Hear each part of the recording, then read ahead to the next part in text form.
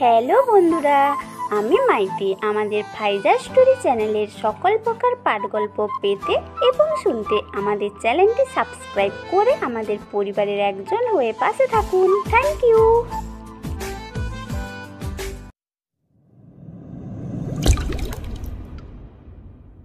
শীতের সময় চারপাশে ফুরফুরে বাতাস, কিছুটা ঠান্ডা ঠান্ডা আবহাওয়া, মনটা একদম শীতল হয়ে যাচ্ছে। ওর মনটা আজ খুব খারাপ, কারণ ওর বাড়ির কথা খুব মনে পড়ছে। এতদিন ভালোই ছিল, কিন্তু আজ হঠাৎ নিজের বাবাকে সামনে দেখে পুরনো স্মৃতি মনে পড়ে গেছে। ছাদের উপর দাঁড়িয়ে আছে, দূরের রাস্তার অলিগলি দিয়ে রাস্তা দিয়ে গাড়ি চলচল করতে ব্যস্ত। সবাই নিজেদের গাড়ি কর্মস্থলে থেকে বাসায় ফিরছে। হঠাৎ নিজের কাঁধের উপর কারোর স্পর্শ পেল। পেছনে ঘুরে তাকিয়ে দেখে ওর জন্মদাতা পিতা, যাকে কিনা ও অনেক বছর পর নিজের খুব কাছ থেকে দেখছে। কোনো এক মিথ্যা অপবাদের জন্য আজও নিজের পরিবার থেকে অনেক দূরে। বাবার দিকে ঘুরতেই মাহিমকে থাপ্পড় বসিয়ে দিল তার বাবা। বাবার হাতে থাপ্পড় খেয়ে মাহিম মাথা নিচু করে নিল। এখানে তার কিছু বলেনি, নিজের বাবা মারছে তো কি আর বলবে। নিজের বাবা মা, নিজের পরিবারের উপর তোর এত কিসের রাগ অভিমান যে 8 বছর হয়ে যাচ্ছে তোর বাসায় যেতে ইচ্ছে করে না? আমাদের কথা কি তোর মনে পড়ে না? আপনাদের কথা আমার কেন মনে পড়বে? তাছাড়া আমার মা বাবা নেই। এটা বলেই মাহিম আবার অন্যদিকে ঘুরে দাঁড়ালো। সালাম সাহেব মাহিমের পাশে এসে দাঁড়ালো। আমাদের উপর এখনো রাগ করে আছিস? আপনাদের উপর আমি কেন রাগ করব? আচ্ছা, এসব বাদ দে। তুই আমার সাথে কাল বাসায় যাবি। আমি আর ওই বাসায় ফিরবো না। তোকে ফিরতে হবে। আর 1 সপ্তাহ বাদে তোর ছোট বোনের বিয়ে। তোকে খুব করে সেখানে আনতে বলেছে, কিন্তু আমি ছিলাম নিরুপায়। তোর কোনো খোঁজ জানতাম না, কিন্তু রাজনীতির কাজে ঢাকায় আসলে তোরে দেখতে পাই আর অনেক খোঁজ নিয়ে জানতে পারি তুই এখানেই থাকিস, তাই চলে আসলাম। আমার মতো একজন পাপী ছেলে সেখানে না থাকলেও চলবে। দেখ, আমি আর তোর মায়ের সম্পূর্ণ বিশ্বাস ছিল তুই ওই কাজ করিসনি, কিন্তু কি করব বল, বাকিদের কথা শুনে আমার মাথা ঠিক ছিল না। পুরনো কথা আমি ভাবতে চাই না। আপনি আসছেন, একসাথে খাওয়া দাওয়া করবেন, ইচ্ছে হলে থাকবেন, আর না হলে তারপর। আমি তোর থেকে এত কথা শুনতে চাই না। তুই যাবি মানে যাবি। মাহিম নিজের বাবাকে কিছু বলতে যাবে, এমন সময় তার কাছে একটা কল আসলো। ফোনের দিকে তাকিয়ে একবার তাকিয়ে সে নিজের বাবার কাছ থেকে একটু সরে গিয়ে ফোন রিসিভ করলো। কিছু সময় কথা বলে আবার তার বাবার কাছে ফিরে আসলো। কে ফোন করছিল? আমার এক বন্ধু। আচ্ছা নিচে চলুন, আমাকে একটু বাইরে যেতে হবে। আমি কাজের মাসিকে সবই বলে যাচ্ছি। আমার কথা কিন্তু এখনো শেষ হয়নি। আপনাদের সাথে পরে কথা হবে, আমার এখন যেতে হবে। মাহিম তার বাবাকে নিজের ফ্ল্যাটে রেখে কোথাও একটা চলে গেল। তারপর চারিদিকে রাতের অন্ধকার নেমে গেছে। ঝিঝি পোকা ঝিঝি করে ডাকছে। ফাঁকা রাস্তা, পুরো শুনশান। এই ফাঁকা রাস্তায় খুব জোরে গাড়ি চালিয়ে যাচ্ছে এক আগন্তুক। হয়তো জীবনে তার কোনো মরার ভয় নেই, এই জন্য হয়তো এত স্পিডে গাড়ি চালাচ্ছে। তার গায়ে রয়েছে নেভি ব্লু কালারের হুডি পোশাক, মুখে অদ্ভুত মাস্ক, যেটাই শুধু তার চোখ আর এক সাইডের মুখে কিছু অংশ দেখা যাচ্ছে, কিন্তু বোঝার উপায় নেই যে কে এই আগন্তুক। আগন্তুক কিছু সময় পর লোকালয় থেকে অনেক দূরে চলে আসলো। আর কিছু দূরে এসে ছোট একটা জঙ্গল, যেখান থেকে জঙ্গলের মাঝে প্রবেশ করলো। সেখানে একটা বট গাছ আছে। নিজের বাইক নিয়ে একদম সেই গাছের কাছে চলে আসলো। তারপর গাছের কাছে গিয়ে নিজের হাতের ছাপ দিল। সাথে সাথেই একটা বড় দরজা তৈরি হয়ে গেল। আগন্তুক সেই দরজা দিয়ে ভেতরে প্রবেশ করলো। ভিতরে প্রবেশ করার সাথে সাথেই এক অন্য জগতে চলে আসলো, যেটা আগন্তুকের একদম নিজের তৈরি করা একটা জায়গায়। কিছু সময় বাইক চালিয়ে কিছু দূর অতিক্রম করলো। চারপাশে নামি দামি অস্ত্র, কম্পিউটার আছে, আর আশেপাশে রয়েছে তার বাহিনী। আগন্তুক গাড়ি থেকে নামার সাথে সাথে সেখানে উপস্থিত হলো তার ডান হাত এনকে। আসসালামু আলাইকুম ভাই, কেমন আছেন? ওয়ালাইকুম আসসালাম। আলহামদুলিল্লাহ ভালো। আমি যে কারণে এসেছি। চলেন ভাই, রুমে গিয়ে কথা বলি। হুম। দুজনই রুমে গেল। আপনাকে যে খবর দেওয়ার ছিল সেটা দিয়ে দিয়েছি, তবু আপনি এখানে আসার কারণ? তুমি নিশ্চয় জানো আমি কোনো কারণ ছাড়া কিছু করি না, তবুও বোকার মতো কথা বলছো। সরি ভাই। আমি তোমার থেকে কাঙ্ক্ষিত খবর পেয়েছি। এখন আমাকে একটা কাজের জন্য বাইরে যেতে হবে, আর আমি যতদিন না ফিরবো সব কিছু তোমাকে সামলাতে হবে। ঠিক আছে ভাই, কিন্তু কোথায় যাবেন? সেই কাজের মূল কি তাকে ধরতে নাকি? হ্যাঁ, আমি তাকে খুঁজে বের করব। কে এমন দেশে মাঝে বেআইনি কাজ করছে, আর রাজনীতি নিয়ে কে এত কূটনৈতিক কাজ করছে, খারাপ কাজ করছে, আমি বের করেই ছাড়ব। তাছাড়া আমার আরও একটি কাজ আছে, তাই সেখানে আমার যেতে হবে। ঠিক আছে ভাই, আপনি যেটা ভালো মনে করেন। দরকার হলে আমাকে কিন্তু অবশ্যই জানাবেন। হ্যাঁ, আমার দরকার পড়বেই। তোমরা সব সময় রেডি থাকবে। আমি কল দেওয়া মাত্র সেখানে এসে হাজির হবে। হুম। ডেডলি বয়েজ লিডার এমকে ডান হাত এনকের সাথে কথা বলছিল। নিজের কথাবার্তা শেষ করে সে সিক্রেট জায়গা থেকে বেরিয়ে গেল। তারপর মাহিম রাতে বাড়ি ফিরল। বাড়িতে এসে দেখল যে তার বাবা এখনো জেগে আছে। কি হলো, আপনি এখনো জেগে আছেন কেন? খালা ওনাকে খেতে দিয়েছেন? না, অনেকবার খেতে বলেছি, কিন্তু উনি আপনার জন্য অপেক্ষা করছেন। আপনার অপেক্ষা করা উচিত হয়নি। অনেকদিন তোর সাথে খাওয়া হয়নি, তাই অপেক্ষা করছি। তাড়াতাড়ি ফ্রেশ হয়ে আয়। খালা, তুমি খাবার রেডি করো, আমি ফ্রেশ হয়ে আসছি। এটা বলে মাহিম নিজের রুমে চলে আসলো। তারপর ফ্রেশ হয়ে খাবার টেবিলে চলে আসলো। আসুন, অনেক রাত হয়েছে, তাড়াতাড়ি খেয়ে নিন। মাহিমের ডাক শুনে সালাম খাবার টেবিলে আসলো। মাহিমের বাবা এসেছে, তাই মাহিম রান্না করার খালাকে সব ভালো ভালো খাবার রান্না করতে বলেছিল। মাহিমের কথা অনুযায়ী খালা সব রান্না করেছে। খাবার টেবিলে ভরা। সালাম মাহিমের সামনে এসে বসলো। খালা, ওনাকে খাবার তুলে দিন। মাহিমের কথা অনুযায়ী তিনি খাবার দিতে লাগলো। মাহিম খাওয়া শুরু করলেও সালাম খাচ্ছে না। কি হলো, আপনি খাচ্ছেন না কেন? আমি খাবো, যদি তুমি আমার কথা রাখো। আমি কি কথা রাখবো? আমি বেঁচে থাকতে আর সে বাড়িতে পা রাখছি না। তুমি যদি বাড়িতে না যাও, তাহলে আমিও ভাত খাবো না, আর না এই ঢাকা শহর থেকে যাব। আর আমি না গেলে তোমার বোনের বিয়ে হবে না। আর বিয়ে না হলে বুঝতেই পারছো, সবাই তোমার বোনের নামে আমার নামে কি বলবে। লোকে বলবে এমপি মেয়ের বিয়ে না দিয়ে পালিয়েছেন। আমি গেলে তো আরও বেশি সমস্যা হবে। খারাপ ছেলে যদি আপনার মেয়ের বিয়ে ভেঙে যায়। কিচ্ছু হবে না, আমি সব সামলে নিব। তুমি শুধু রাজি হয়ে যাও। সালামের কথা শুনে মাহিম কিছু একটা চিন্তা করলো। মাহিমকে ভাবতে দেখে সালাম তার দিকে তাকিয়ে রইল। আচ্ছা ঠিক আছে, আমি যেতে রাজি আছি, কিন্তু আমি বিয়ের আগের দিন যাব। আশা করছি এটা নিয়ে আর কোনো কথা বলবেন না।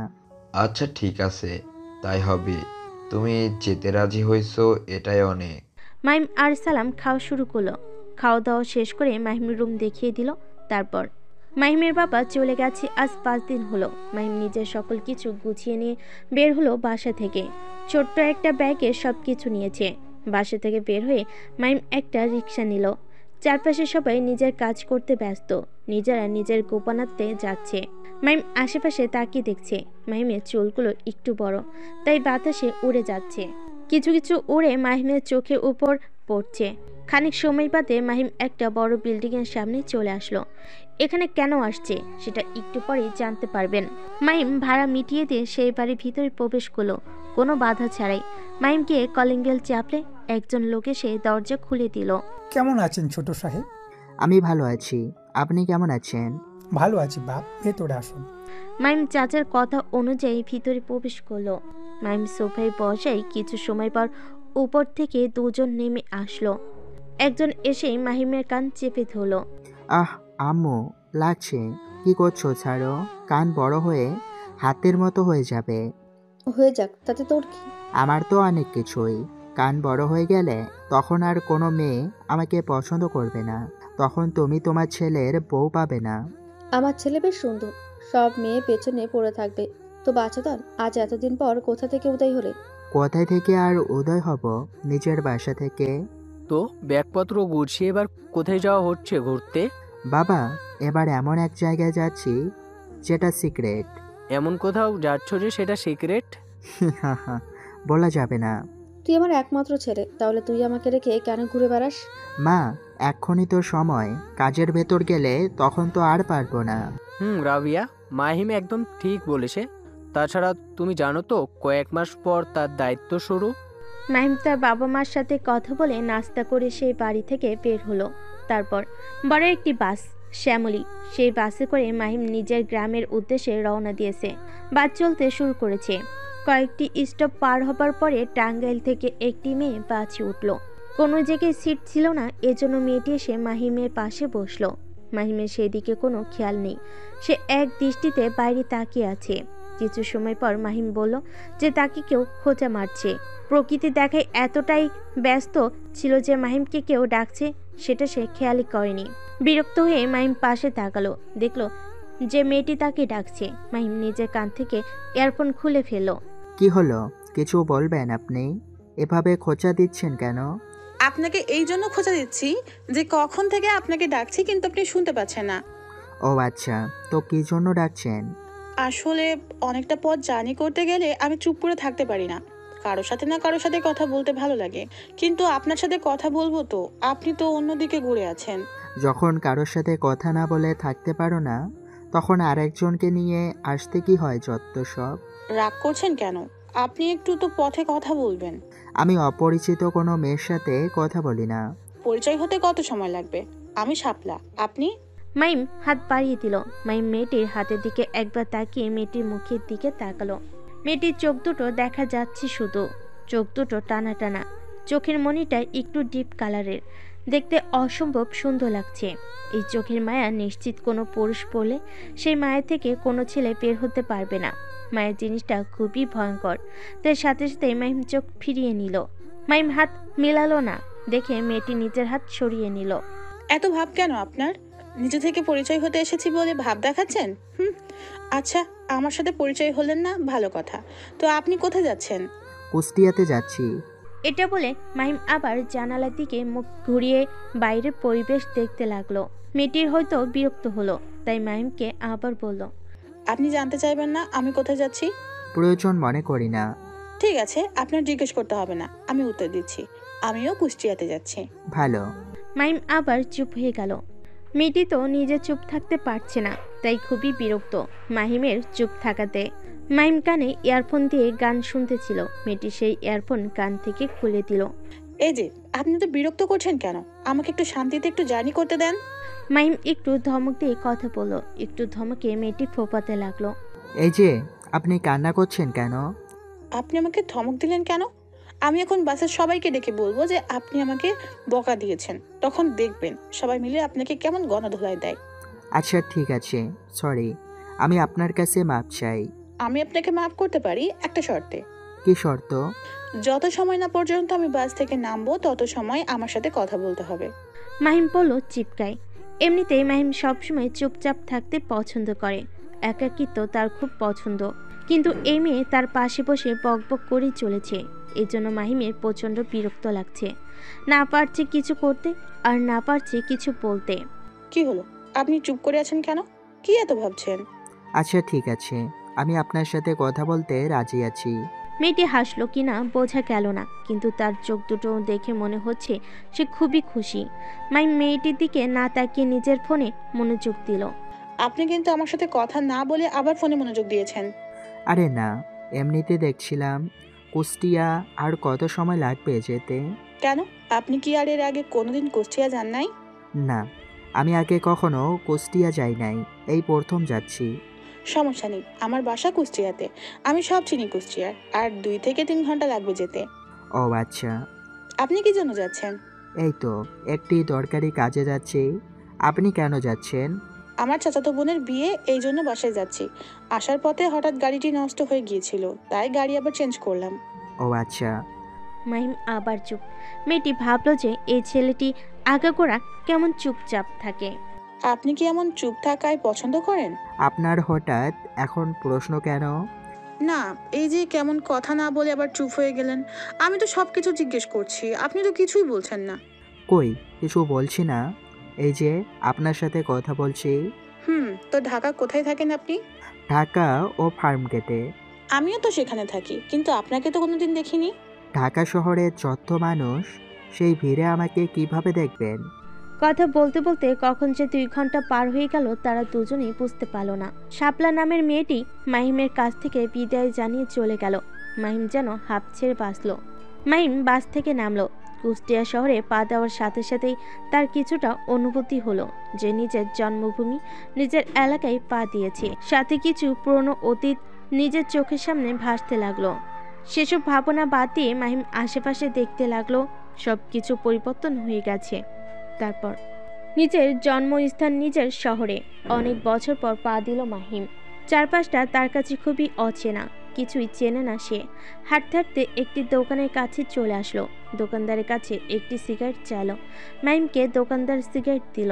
সিগারেট নিয়ে ধরিয়ে দুটো টান দিয়ে ধোয়া বাতাসে ছেড়ে দিল। সিগারেট খেতে খেতে দোকানদারকে বিল পরিশোধ করে দিল। তখন ভাবতে লাগলো সে কোন দিকে যাবে, কারণ এখানে চারিদিকে রাস্তা। তার কিছুই মনে নেই যে এখানে কোন দিক দিয়ে যেতে হবে নিজের বাসার দিকে। আচ্ছা আঙ্কেল, এখানে এমপি সালাম চৌধুরীর বাসাটা কোথায়?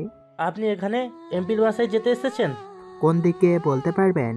হ্যাঁ, বলতে পারবো না কেন? তিনি একজন গণ্যমান্য ভালো ব্যক্তি, তার বাসা কেনা চেনে। আপনি ওই সামনে অটো স্ট্যান্ডে গিয়ে এমপির বাসায় যাবে এটা বলেন, আপনাকে তারা নিয়ে যাবে। আচ্ছা ঠিক আছে আঙ্কেল, ধন্যবাদ। মাহিম সিগারেটটা সম্পূর্ণ টেনে রাস্তায় ফেলে দিল। তারপর পা দিয়ে পিষে ফেল। পকেটে এক হাত ঢুকিয়ে সামনের দিকে হেঁটে চলো। কাঁধে তার স্কুল ব্যাগ, যেখানে কিছু জামা কাপড় আছে। হাঁটতে হাঁটতে অটো স্ট্যান্ডে চলে আসলো। ভাইয়া, আপনি কি আমাকে এমপি সালাম চৌধুরীর বাড়িতে নিয়ে যেতে পারবেন? অটোর মাঝে এক ব্যক্তি শুয়েছিল। তাকে দেখে মাহিম কথাটি বলল। লোকটি হয়তো অটো ড্রাইভার। মাহিমের কথাটি শুনে সোজা হয়ে বসলো এবং মুখের দিকে তাকিয়ে রইল। হ্যাঁ যাবো তো, আপনি উঠে বসুন। লোকটি কথা বলে নেমে দাঁড়ালো। মাহিম অটোতে উঠে বসলো। কিছু সময়ের মাঝে অটো ড্রাইভার নিজের অটো চালাতে লাগলো। 15 মিনিট পর একটি গ্রামের রাস্তায় প্রবেশ করলো। সেখানে 5 মিনিট অটো চালানোর পর একটি বড় বাড়ির সামনে এসে থামলো।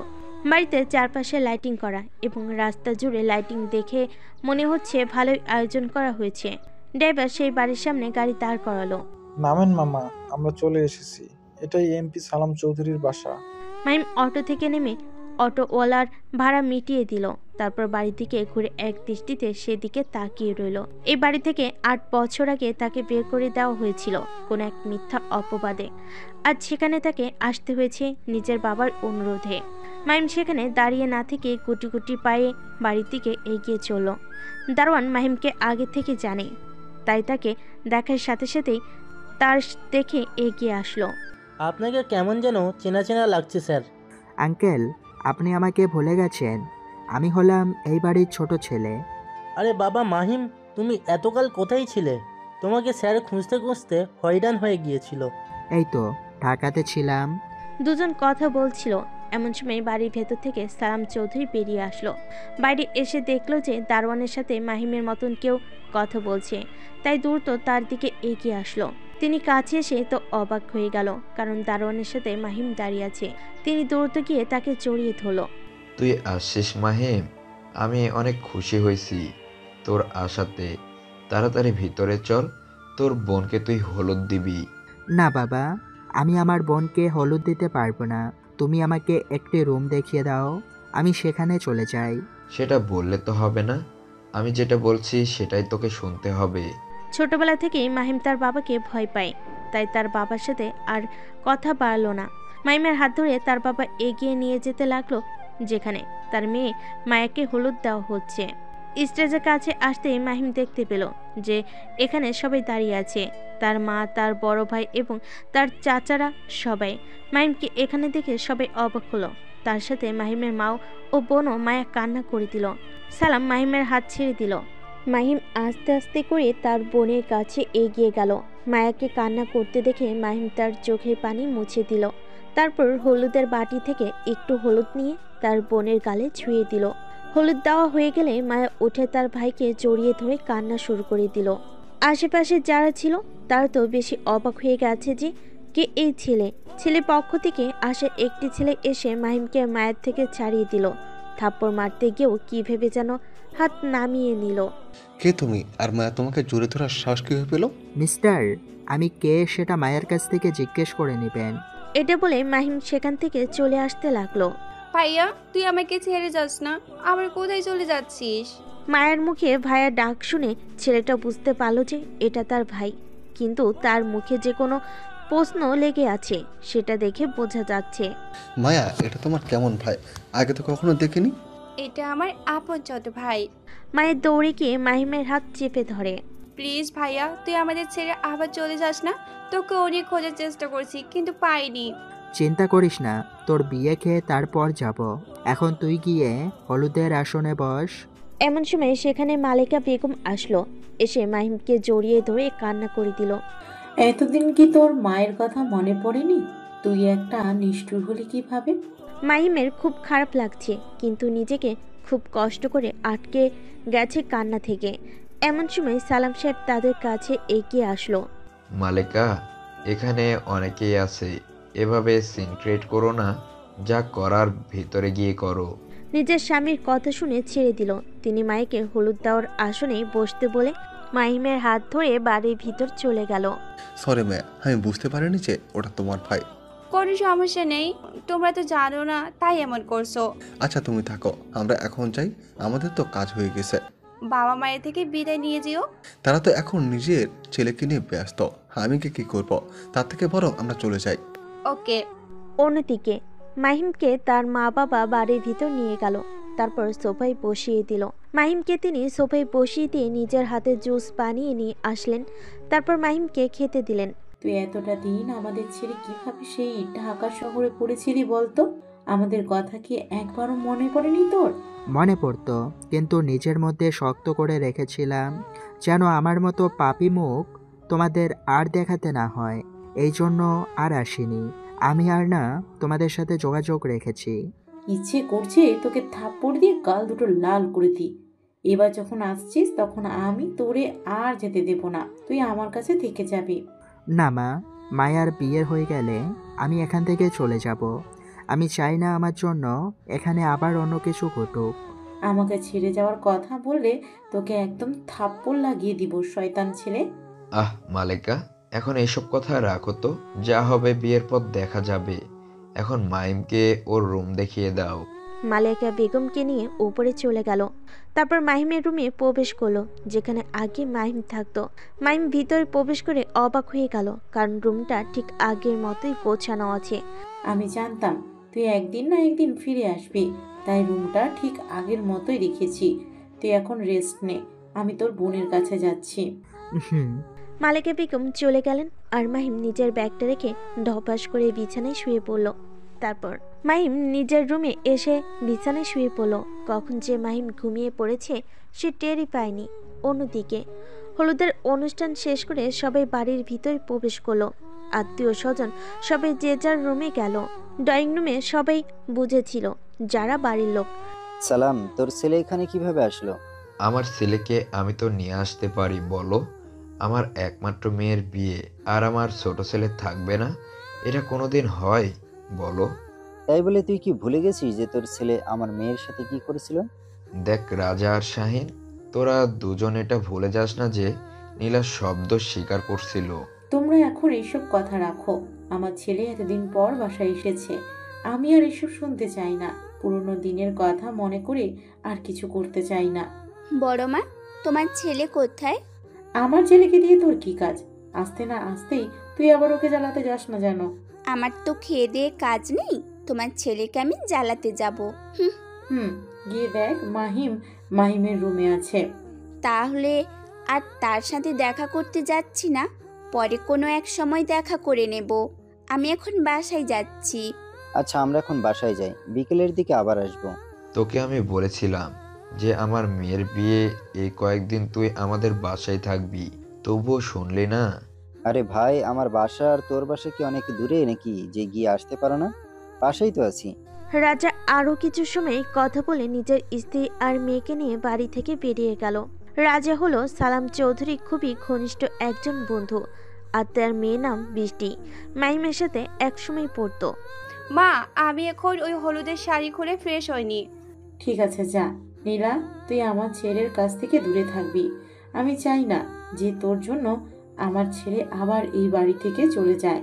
তোমাকে ভয় পেতে হবে না বড় আম্মু, এখন আমার একটা ছেলে আছে, আমার সংসার আছে। তখনও তো ছোট ছিলাম, এই জন্য কিছু বুঝতে পারিনি। তোমরা কি নিয়ে এত কথা বলছো? আমি তো কিছুই বুঝতে পারছি না। তোর বুঝতে হবে না, তুই এখন ছোট মানুষ। বড়রা নিজেদের মধ্যে কথা বলতে লাগলো আর ছোটরা গান বাজনা করতে লাগলো। জোরে জোরে গান বাজছে। এদিকে এত জোরে গান বাজার জন্য ঘুম ছুটে গেল। মাহিম বিরক্ত হয়ে উঠে পড়ল। তারপর ওয়াশরুমে গিয়ে ফ্রেশ হয়ে এসে নিজের ড্রেস চেঞ্জ করে দিল। জানালা খুলে দেখলো যে প্রায় সন্ধ্যা হতে চলো।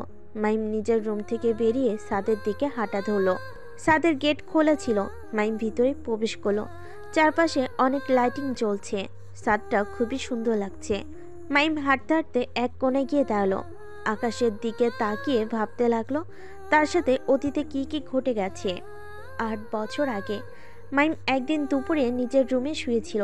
এমন সময় তার চাচাতো বোন নীলা তার রুমে আসলো। নীলা দেখতে অসম্ভব সুন্দর। চুলগুলো ছেড়ে দিলে তার প্রেমে হাবুডুবু খাবে। পাড়ার অনেক ছেলে আছে যারা নীলার সাথে প্রেম করতে চায়, কিন্তু নীলা তাদের সাথে শুধু টাইম পাস করে। অনেক ছেলের সাথে প্রেম করে তাদের ছেড়ে দিয়েছে। এজন্য নীলাকে মাহিম একটুও পছন্দ করে না। মাহিম, বৃষ্টি আর নীলা একই সাথে একই স্কুলে কলেজে পড়াশোনা করত। কিরে নীলা, তুই এই সময় আমার রুমে কেন? আর রুমের দরজা বন্ধ করছিস কেন? তোর সাথে আমার বোঝাপড়া আছে, এই জন্য রুমের দরজা বন্ধ করলাম, যেন কেউ আমাদের বিরক্ত করতে না পারে। তুই কি এমন কথা বলবি যে রুমের দরজা বন্ধ করা লাগলো? তুই তাড়াতাড়ি আমার রুম থেকে বের হয়ে যা। যা কথা বলার ছাদে গিয়ে বল। না, আমি তোর সাথে এখনই বলবো। দয়া করে তুই আমার রুম থেকে বেরিয়ে যা। ছোট মা ছোট বাবারা দেখলে কি বলবে? এসব আমি বুঝি না। তুই আমার সাথে প্রেম করবি কিনা তাই বল। তোর সাথে আমি কেন প্রেম করব? তোর তো বয়ফ্রেন্ডের অভাব নেই।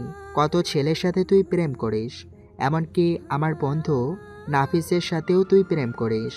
আমি তো তোদের কাউকে ভালোবাসি না, আমি ভালোবাসি তোকে। তাই আমি প্রতিবার তোকে প্রপোজ করি, কিন্তু তুই প্রতিবারই আমাকে ফিরিয়ে দিস। দেখ নীলা, এসব ফালতু কথা শোনার টাইম নেই আমার। তুই আমার রুম থেকে বের হ। তুই আমার কথায় রাজি হবি না তো? না, তুই এখন যা। তাহলে দেখ আমি কি করি। এটা বলে নীলা নিজের কামিজের হাতা ছিঁড়তে লাগলো এবং মাহিমের দিকে এগিয়ে আসতে লাগলো। এসব দেখে খুবই অবাক হয়ে গেল। কিরে, তুই এইসব কি করছিস? নিজের জামার হাতার ছিঁড়ছিস কেন? আমার কথায় তো তুই রাজি হলি না, এবার দেখ আমি কি কি করি। নীলা কথাটি বলে একদম মাহিমের বিছানার কাছে চলে আসলো এবং মাহিমকে জড়িয়ে ধরলো। মাহিম অনেক ছাড়ানোর চেষ্টা করলো, কিন্তু কোনোভাবে সফল হতে পারলো না। নীলা শুধু মাহিমকে জড়িয়ে ধরলো না, জোরে জোরে চিৎকার করে নিজের মা বাবা এবং মাহিমের মা বাবাকে ডাকতে লাগলো। নীলা, তুই আমাকে ছাড়া এসব কি করছিস? তোর মান সম্মান কিছু থাকবে না। সেটা পরে দেখা যাবে। তুই তো এমনিতেই আমার হলি না। লোক এমনিতেই বলে না, সোজা আঙুলে ঘি না উঠলে আঙুল ব্যাঁকা করতে হয়। নীলার চিৎকার শুনে সবাই মাহিমের রুমে চলে আসলো। কি হয়েছে নীলা? তুই মাহিমের রুমে কেন আর চিৎকার করছিস কেন? বড় আব্বু, তুমি আমাকে বাঁচাও। তোমার ছেলে আমাকে নষ্ট করার জন্য জোরাজুরি করতেছে। ভাই, আপনি দরজা ভেঙে ফেলুন, না হলে আমার মেয়ের কিছু হয়ে যাবে। শাহিনের কথা শুনে দুজন মিলে রুমের দরজা ভেঙে ফেলল এবং দেখলো যে মাহিম আর নীলা একে অপরকে জড়িয়ে ধরে আছে। এখানে কি করছে সেটা মাহিম আর নীলা ছাড়া কেউ জানে না, কিন্তু শরীরের শার্টটা ছেঁড়া থাকার জন্য বাড়ির সবাই বিশ্বাস করলো, যেটা নিজের চোখে দেখলো। নীলা দৌড়ে এসে তার মাকে জড়িয়ে ধরলো, নিজের সাথে জড়িয়ে ধরলো মালিকা। জানোয়ারের বাচ্চা, এই দিনটা দেখার জন্য তোকে আমি জন্ম দিয়েছিলাম, তুই আমার মান সম্মান কিছুই রাখলি না। এটা বলে মাহিমকে বিছানা থেকে তুলে ধাক্কা দিয়ে ফেলে দিল। সাথে সাথে মাহিমের মাথা গিয়ে দরজার কোলে লাগলো এবং কেটে গেল। বাবা, বিশ্বাস করো, আমি নীলার সাথে কিছুই করি নাই। জোর করে আমার সাথে। একটা মেয়ের কাছে সবচেয়ে বড় জিনিস হলো তার ইজ্জত, আর তুই কিনা বলছিস যে নীলা নিজেই তার ইজ্জত নষ্ট করতে এসেছে, হারামজাদা। এটা বলে শাহিন মাহিমকে মারতে লাগলো। ভাই, আপনি যদি মাহিমকে এই বাড়ি থেকে বের করে না দেন, তাহলে আমি এই বাড়িতে থাকতে পারবো না। তুই কোনো চিন্তা করিস না শাহিন, এমন কোলাঙ্গার ছেলের জন্য আমার আর তোর মধ্যেও কোনো ফাটল ধরুক, সেটা আমি চাই না। এরই মাঝে রাজা, বৃষ্টি এবং বৃষ্টির মা মাহিমের বাসাতে চলে আসলো। মাহিমকে বেল্ট দিয়ে মারতে মারতে নিচে নিয়ে আসলো। কি হয়েছে? তুই এভাবে মারছিস কেন? বড় মা, কি হয়েছে? বড় আব্বা মাহিমকে এমন মারছে কেন? বৃষ্টির কথা শুনে তিনি মুখ ঘুরিয়ে নিলেন। নীলার দিকে তাকিয়ে বুঝতে পারল যে এখানে কি করেছে, সেই জন্য বৃষ্টি আর কিছু বলল না। সালাম, তুই তোর ছেলেকে বাড়ি থেকে বের করে দে। সামনে নির্বাচন, বাইরের কেউ যদি জানতে পারে যে তোর ছেলে এমন কুলাঙ্গার, তাহলে কেউ তোকে ভোট দেবে না। নিজের বন্ধুর এমন কথা শুনে সালাম চৌধুরী কিছু একটা ভাবলো, তারপর সেখান থেকে চলে গেল। তারপর কিছু সময় আগেও মাহিমের জীবন অনেক হাসিখুশি ছিল, কিন্তু খানিক বাদে যে নিজের জীবনে এমন অন্ধকার নেমে আসবে সেটা মাহিম ভাবতে পারেনি। মা, তোমরা বিশ্বাস করো, আমি এমন কিছু করতে চাইনি। তুই আমাকে মা বলে ডাকবি না, তোর ওই পাপি মুখে আমি মা ডাক শুনতে চাই না। মাহিম তার মায়ের পা জড়িয়ে নিল এবং তার মা নিজে পা সরিয়ে নিল। তোর ওই পাপি হাত দিয়ে আমাকে স্পর্শ করবি না। ছোট আম্মু, ছোট আব্বু, তোমরা তো বিশ্বাস করো নীলার সাথে কিছুই করিনি আমি। মাহিমের কথা তারা দুজনও বিশ্বাস করলো না। তারা দুজন মুখ ফিরিয়ে নিল। মাহিম কোনো উপায় না দেখে রাজা ও রেহেনা বেগমের কাছে গেল, কিন্তু তাদেরকে বলার পরও তারা বিশ্বাস করলো না। মাহিম এবার বৃষ্টির সামনে গিয়ে দাঁড়ালো। বৃষ্টির চোখে পানি, হয়তো নিজের চোখের পলক ফেলে চোখ দিয়ে পানি গড়িয়ে পড়বে। তুই অন্তত বিশ্বাস কর আমি নীলার সাথে কিছুই করিনি। আমার সাথে। মাহিম আর কিছুই বলতে পারল না। তার আগে বৃষ্টি মাহিমের গালে থাপ্পড় বসিয়ে দিল। তারপর কান্না করতে করতে বাড়ি থেকে বেরিয়ে নিজের বাড়িতে চলে গেল। বৃষ্টির উপর মাহিমের অনেক বিশ্বাস ছিল, কিন্তু সেও যে তাকে অবিশ্বাস করবে মাহিম সেটা ভাবতে পারেনি। কাউকে বিশ্বাস করতে পারল না যে সে নির্দোষ। এমন সময় সালাম সাহেব একটি ব্যাগ নিয়ে এসে মাহিমের পায়ের কাছে ছুঁড়ে মারল। বেরিয়ে যা আমার বাসা থেকে। তোর মতো কোলাঙ্গার ছেলের জায়গা আমার বাড়িতে নেই। তোর মুখ যেন আমাদের আর দেখতে না হয়। এটা বলে সালাম সাহেব উপরে চলে গেলেন। মাহিম যখন কাউকে বিশ্বাস করতে পারল না যে সে কিছুই করেনি, তখন সে খুবই হতাশ হলো যে এতদিন সে কাদের সাথে ছিল। নিজের বাবা মা তাকে বিশ্বাস করছে না। এবার সে নীলার কাছে গেল। কিছু বলতে গিয়েও মাহিমের গলায় আটকে গেল কথা।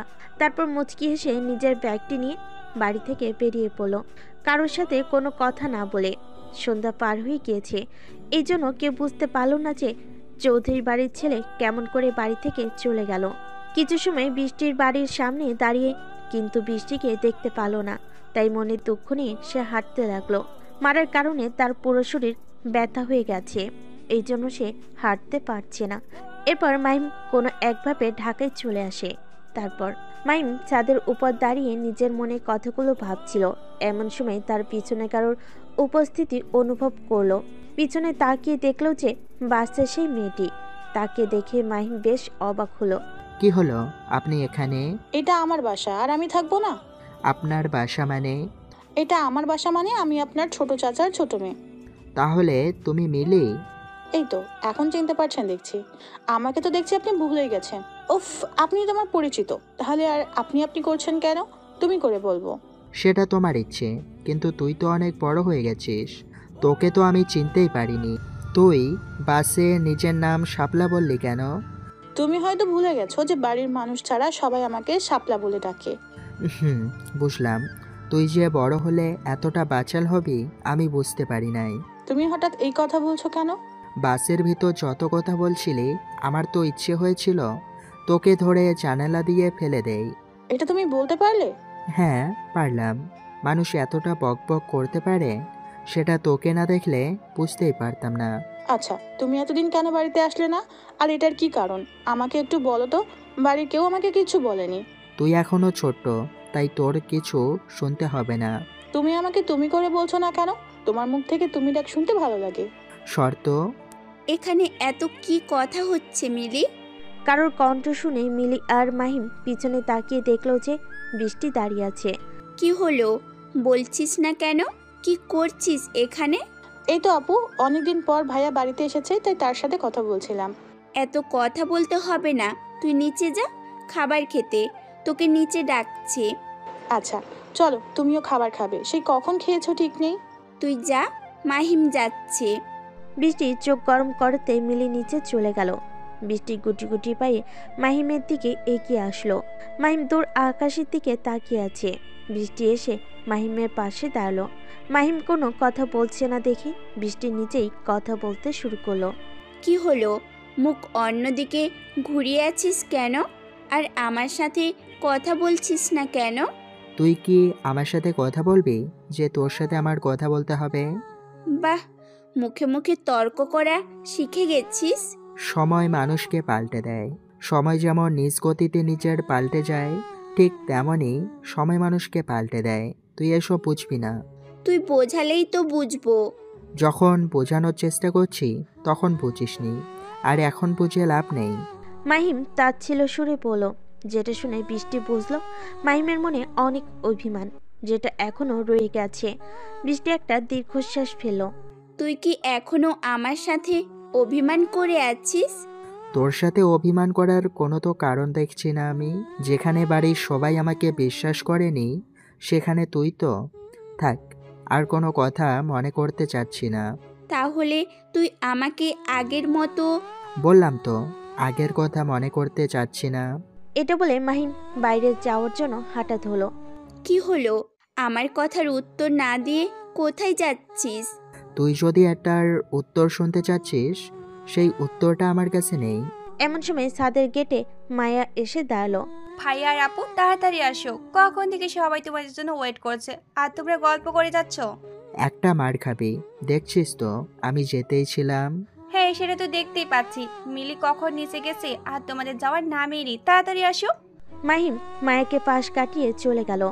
বৃষ্টি অন্যদিকে ঘুরে দাঁড়িয়ে রইল। কি হলো আপু, তুমি কি নিচে যাবে না? তুই যা, আমার ভালো লাগছে না। আরে ভাবিপু, এই দিনে তুমি কান্না করছো কেন? তোর ভাই আমার সাথে ভালো করে কথাই বলছে না। তাই বলে তুমি কি চোখের পানি ফেলবে? তুমি ভালো করে জানো ভাইয়ের সাথে কি ঘটেছিল, আর তুমি তখন তাকে সঙ্গ ছেড়ে দিয়েছিলে। সেটাই তো আমার সবচেয়ে বড় ভুল। সবার মতো আমিও তাকে ভুল বুঝেছিলাম। এখন এসব কথা রাখো, সবাই নিচে ওয়েট করছে, তুমি চলো। তুই যা, আমার ভালো লাগছে না। চলো তো। এটা বলে মায়া বৃষ্টিকে টানতে টানতে নিয়ে আসলো। তারা দুজন নিচে এসে দেখলো যে মাহিম টেবিলে বসে খেতে লাগছে। মালিকা বেগম নিজের সবকিছু তুলে দিচ্ছে। দেখেছিস, তোর মা তোর ভাই আসতে না আসতেই কত আদর যত্ন শুরু করে দিয়েছে, আর এদিকে যে আমরা আছি সেটার খেয়ালই নেই। এত পাকনা কথা বলতে হবে না, তুই বসে পড়, তোরেও খেতে দিচ্ছি। মায়া আর বৃষ্টি খেতে বসে পড়ল। খাওয়া দাওয়া করার সময় মাহিম বুঝতে পারলো যে তার পায়ের সাথে কেউ পা দিয়েছে। সামনে তাকিয়ে দেখলো যে বৃষ্টি মুচকি হাসছে। মাহিম তাড়াতাড়ি খেয়ে টেবিল থেকে উঠে পড়ল এবং চলে গেল। তারপর রাত 12টা কি 1টা। গ্রামের পাশে একটি পুরনো জঙ্গল আছে, আর সেই জঙ্গলের ভিতরে আছে একটি পুরনো বাড়ি। সেখানে কোনো মানুষ যায় না। গ্রামের অনেক মানুষই বলেছে সেখানে ভূত আছে, কিন্তু এই সুযোগটাকে কাজে লাগিয়েছে কিছু দুষ্কৃতীরা। পুরনো সেই বাড়ির ভিতরে একটি চেয়ারে বসে আছে এক ব্যক্তি, যার কথায় ভিতরে সবাই কাজ করছে। তাড়াতাড়ি মালগুলো ফ্যানে তোল, আজ রাতের ভিতর মালগুলো শহরে পাচার করে দিতে হবে। ঠিক আছে বস, আপনি কোনো চিন্তা করবেন না, আমার খুব তাড়াতাড়ি কাজটি করে ফেলবো। হ্যাঁ, আর আমি শুনেছি যে পুলিশ ফোর্স খুব কড়া গার্ড দিচ্ছে। হ্যাঁ ভাই, কতদিন ধরে পুলিশ খুবই জ্বালাতন করছে, কিন্তু আমাদের ধরতে তারা পারবে না। আর ধরলেই বা কি, আমরা হলাম রোলেক্স গ্যাংয়ের লোক, আমাদের দেখে তো তারা থরথর করে কাঁপবে। সেটা তুই একদম ঠিক বলেছিস। গ্যাংয়ের লোক দেখেই সকল পুলিশের হাওয়া টাইট হয়ে যায়। তাহলে আর চিন্তা কিসের বস? ওই পুলিশকে নিয়ে আমার কোনো চিন্তা নেই, চিন্তা হচ্ছে বসকে নিয়ে। বস এই মাসে সবচেয়ে বেশি ডিল ফাইনাল করেছে এবং সেগুলো খুব তাড়াতাড়ি পাচার করে দিতে হবে। তাছাড়াও বস কয়েকদিনের মাঝে 20টা মেয়েকে জোগাড় করতে বলেছে। তোরা তাড়াতাড়ি এই কাজটি করতে লেগে পড়। বস, আপনার উপরও আরও একজন বস আছে, কিন্তু কে সে যাকে আমরা আজ পর্যন্ত দেখলাম না? আমি নিজে আজ পর্যন্ত তাকে দেখিনি, তাহলে তোরা কিভাবে দেখবি? আড়াল থেকে তিনি সব কাজ করে যাচ্ছেন। ও আচ্ছা। এত বক বক না করে নিজের কাজ কর, তাড়াতাড়ি এবং তাড়াতাড়ি মালগুলো পাচার করে দেই। নিজের বসের ধমক শুনে ছেলেগুলো তাড়াতাড়ি কাজ করতে লাগলো। বস লোকটি নিজে পকেট থেকে সিগারেট বের করে ধরে টান দিতে লাগলো মনে সুখে। পরের দিন সকালে খুব জোরে জোরে গান বাজার কারণে ঘুম ভেঙে গেল। এমনিতে সারা রাত মাহিমের ঘুম হয়নি, আবার এত সকালে গান বাজাচ্ছে, এই জন্য মাহিমের খুব রাগ হচ্ছে। তবুও নিজের বাসা বলে কিছু বলতে পারছে না। বালিশ কানের উপর দিয়ে শুয়ে রইল, তবুও সে ঘুমাতে পারল না। একসময় বিরক্ত হয়ে মাহিম বালিশ ছুঁড়ে মারল, সাথে সাথে দেওয়ালের সাথে গিয়ে বাড়ি লেগে পড়ে গেল। এমন সময় রুমের ভিতরে মায়া প্রবেশ করলো। কি রে ভাইয়া, আর কত সময় ঘুমাবি? তোর একটা মাত্র বোনের বিয়ে, আর তুই কিনা পড়ে পড়ে ঘুমাচ্ছিস। বড় ভাইয়া সব একলা একলা কাজ করছে, আর তুই কিনা ঘুমাচ্ছিস এখনো। ঘুমাতে আর পারলাম কোথায়, সারা রাত গান বাজিয়েছিস, আবার সকাল হতে গান বাজানো শুরু করেছিস। একটা মাত্র দিন, একটু তো বাজবেই বল। কিন্তু তুই তাড়াতাড়ি নিচে আয়, কারণ আম্মু তোকে ডাকছে। সবাই কাজে লেগে পড়লে তোকে আর কেউ নাস্তা দেবে না, বলে দিলাম। দিতে হবে না, তুই এখন যা তো। তাড়াতাড়ি ভাইয়া, না হলে আমি কিন্তু তোর গায়ে পানি ঢেলে দেব। আচ্ছা ঠিক আছে, তুই যা, আমি আসছি। তাড়াতাড়ি আসবি, বলে দিলাম। মায়া মাহিমের রুম থেকে বেরিয়ে গেল। মাহিম কিছু সময় পর বিছানা থেকে উঠে পড়ল, তারপর ফ্রেশ হয়ে এসে রুম থেকে বেরিয়ে পড়ল। অনেক সকাল হয়েছে, চারপাশে অনেক লোকজন। মাহিমের বাবা সালাম চৌধুরী এখানকার এমপি, এজন্য অনেক মানুষ এসেছে যারা মাহিমের কাছে অপরিচিত। মাহিম সিঁড়ির কাছে এসে দেখল যে তার সকল কাজিনসরা নিচে বসে আড্ডা দিচ্ছে, তার মনে বৃষ্টিও আছে। মাহিম আস্তে আস্তে হাঁটতে হাঁটতে নিচে নেমে আসে। আরে ভাইয়া, তুই আসছিস? সবাই এখানে বসে আড্ডা দিচ্ছে আর তুই নিজের রুমে পড়ে ঘুমাচ্ছিস। এইসব গান বাজনা হাসি ঠাট্টা আমার ভালো লাগে না, তাই নিজের রুমে শুয়েছিলাম, কিন্তু তোদের জন্য তো আর ঘুমিয়ে থাকা হলো না। কথাটি বলে মাহিম খাবার টেবিলে গিয়ে বসলো, কিন্তু তাকে যে খেতে দিবে কাউকে আশেপাশে দেখলো না। এমন সময় সেখানে বৃষ্টি এসে হাজির হলো। আশেপাশে কাউকে খুঁজছিস মনে হচ্ছে। হুম, সেটা তোর জানতে হবে না। তো কাকে জানাবি? ওই নীলাকে? ফাও কথা না বলে এখান থেকে শর্ত। এখানে তোকে কেউ খাবার দিতে আসবে না, আর বড় মা বলেছে তুই ঘুম থেকে উঠলে আমাকে খাবার দিতে। তুই দাঁড়া, আমি তোকে খাবার দিচ্ছি। মাইম সেখানে বসেছিল, কিচেন থেকে খাবার নিয়ে আসতে গেল বৃষ্টি। এমন সময় সেখানে মিলি উপস্থিত হলো। কি হলো, তুমি এত দেরি করে ঘুম থেকে উঠলে কেন? আর রাতে তোমাকে দেখলাম না, রাতে সবাই কত মজা করলাম তুমি জানো? এইসব জানার প্রয়োজন মনে করি না আমি। তুমি এত খারাপ কেন? সবাই কত আনন্দ করছে আর তুমি একা ঘরে বসে থাকছো। এমন সময় বৃষ্টি মাহিমের জন্য নাস্তা নিয়ে আসলো, তারপর টেবিলের উপর দিল। এই নে, তাড়াতাড়ি খাবার খেয়ে নে। আর মিলি, তুই আড্ডা দিতে দিতে এখানে উঠে আসলি কেন? এই তো মাহিম ভাইয়ের সাথে একটু কথা বলতে লাগলাম, তাকে তো আর খুঁজে পাওয়া যাচ্ছে না। আড্ডা দেওয়ার এখন অনেক সময় আছে, তুই এখন এখান থেকে যা। মিলি মুখ ভাঙিয়ে সেখান থেকে চলে গেল। তুই আবার বসে আছিস কেন? তাড়াতাড়ি খাবার খেয়ে নে। তোর তো আর কোনো কাজ নেই, কিন্তু অন্য মানুষের অনেক কাজ আছে। আমি কি অন্য মানুষের কাজ করতে নিষেধ করেছি নাকি? তাকে ধরে রেখেছি। ধরে রাখিসনি, কিন্তু নিজে কি করেছিস সেটা কি ভুলে গেছিস? এমনিতেই দেরি করে আসবে, আবার বড় বড় লেকচার। তোকে তো আমি ডাকিনি, তুই নিজেই এসেছিস। আমি তো আসতে চাইনি, কিন্তু বড় মা তো বলল এই জন্য। মাহিম নাস্তা করতে লাগলো, আর বৃষ্টি তার দিকে এক নজরে তাকিয়ে রইল। এমন সময় সেখানে বড় ভাই জাহিদ এসে উপস্থিত হলো। বৃষ্টি, যা তো আমার জন্য এক গ্লাস ঠান্ডা পানি নিয়ে আয়। আচ্ছা ঠিক আছে ভাইয়া, তুমি এখানে বসো, আমি তোমার জন্য জুস নিয়ে আসছি। তাহলে তো আরো ভালো। বৃষ্টি চলে গেল, আর মাহিমের বড় ভাই মাহিমের পাশে বসলো। তো ভালোই আছিস মনে হচ্ছে, আগের থেকে অনেক স্মার্ট হয়ে গেছিস। আগে কেমন হাবাগোবা ছিলি। মানুষ সব সময় একরকম থাকে না ভাইয়া। সেটা ঠিক। তা এখন না ঘুমিয়ে থেকে বোনের বিয়ের জন্য একটু হাতে হাতে কিছু এগিয়ে দিলে তো পারিস। কেন, কাজের লোকের কি অভাব আছে নাকি? কাজের লোকের অভাব থাকবে কেন? তুই তো একটু হাতে হাতে আমাদের এগিয়ে দিতে পারিস। কেন, আমি কি কাজ করছি না? এইসব কাজ আমি পারবো না। তারা দুই ভাই কথা বলছিল, এমন সময় সেখানে বৃষ্টি উপস্থিত হলো। বৃষ্টি এসে জাহিদের জুসের গ্লাস এগিয়ে দিল। জাহিদ জুসটুকু খেয়ে সেখান থেকে চলে গেল।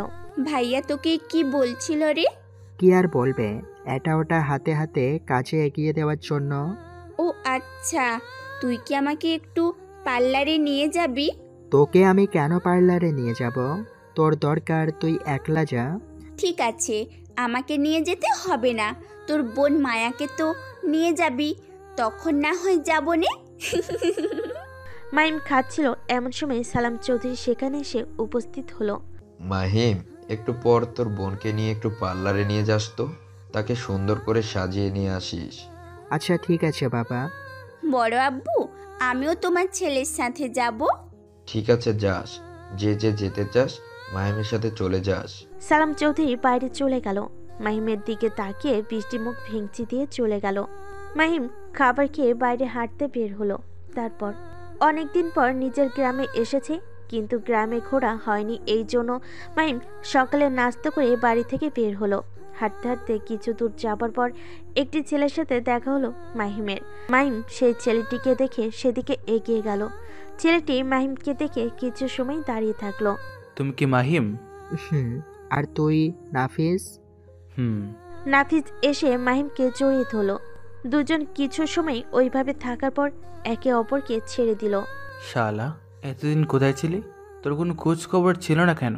আমার সাথে কি ঘটেছিল তুই হয়তো জানিস না, এই জন্য কথা বলছিস। আমি সবই জানি, বৃষ্টির থেকে আমি শুনেছিলাম, কিন্তু তাই বলে তুই কাউকে না জানিয়ে নিজেকে গুম করে দেবে? পুরনো কথা বাদ দে, এখন বল তোরা কেমন আছিস? আর নিয়াম কোথায়? নিয়ম আর রাজু আমাদের আড্ডাখানায় বসে আড্ডা দিচ্ছে, আমি সেখানে যাচ্ছি, তুইও চল আমার সাথে। ঠিক আছে চল। দুই বন্ধু গল্প করতে করতে নিজেদের আড্ডাখানার দিকে যেতে লাগলো। কিছু সময় পর তারা দুজন সেখানে পৌঁছালো। নিয়াম আর রাজু নাফিজের পাশে কাউকে দেখে দাঁড়িয়ে গেল। কিছু সময় দেখার পর বুঝতে পারলো যে এটা তাদের খুব পুরনো বন্ধু। সাথে সাথে তারা দুজন দৌড়ে এসে মাহিমকে জড়িয়ে ধরলো। কেমন আছিস তোরা? আমরা ভালো আছি। তার আগে এটা বল যে তুই কোথায় ছিলি? আমরা তো ভাবছিলাম নিজের বোনের বিয়েতে তুই ফিরে আসবি না। হ্যাঁ, আমি জানতাম না যে মায়ার বিয়ে হঠাৎ ঢাকাতে। বাবার সাথে দেখা হয়েছিল, তিনি আমাকে বললেন। তুই ঢাকায় কোথায় ছিলি বলতো?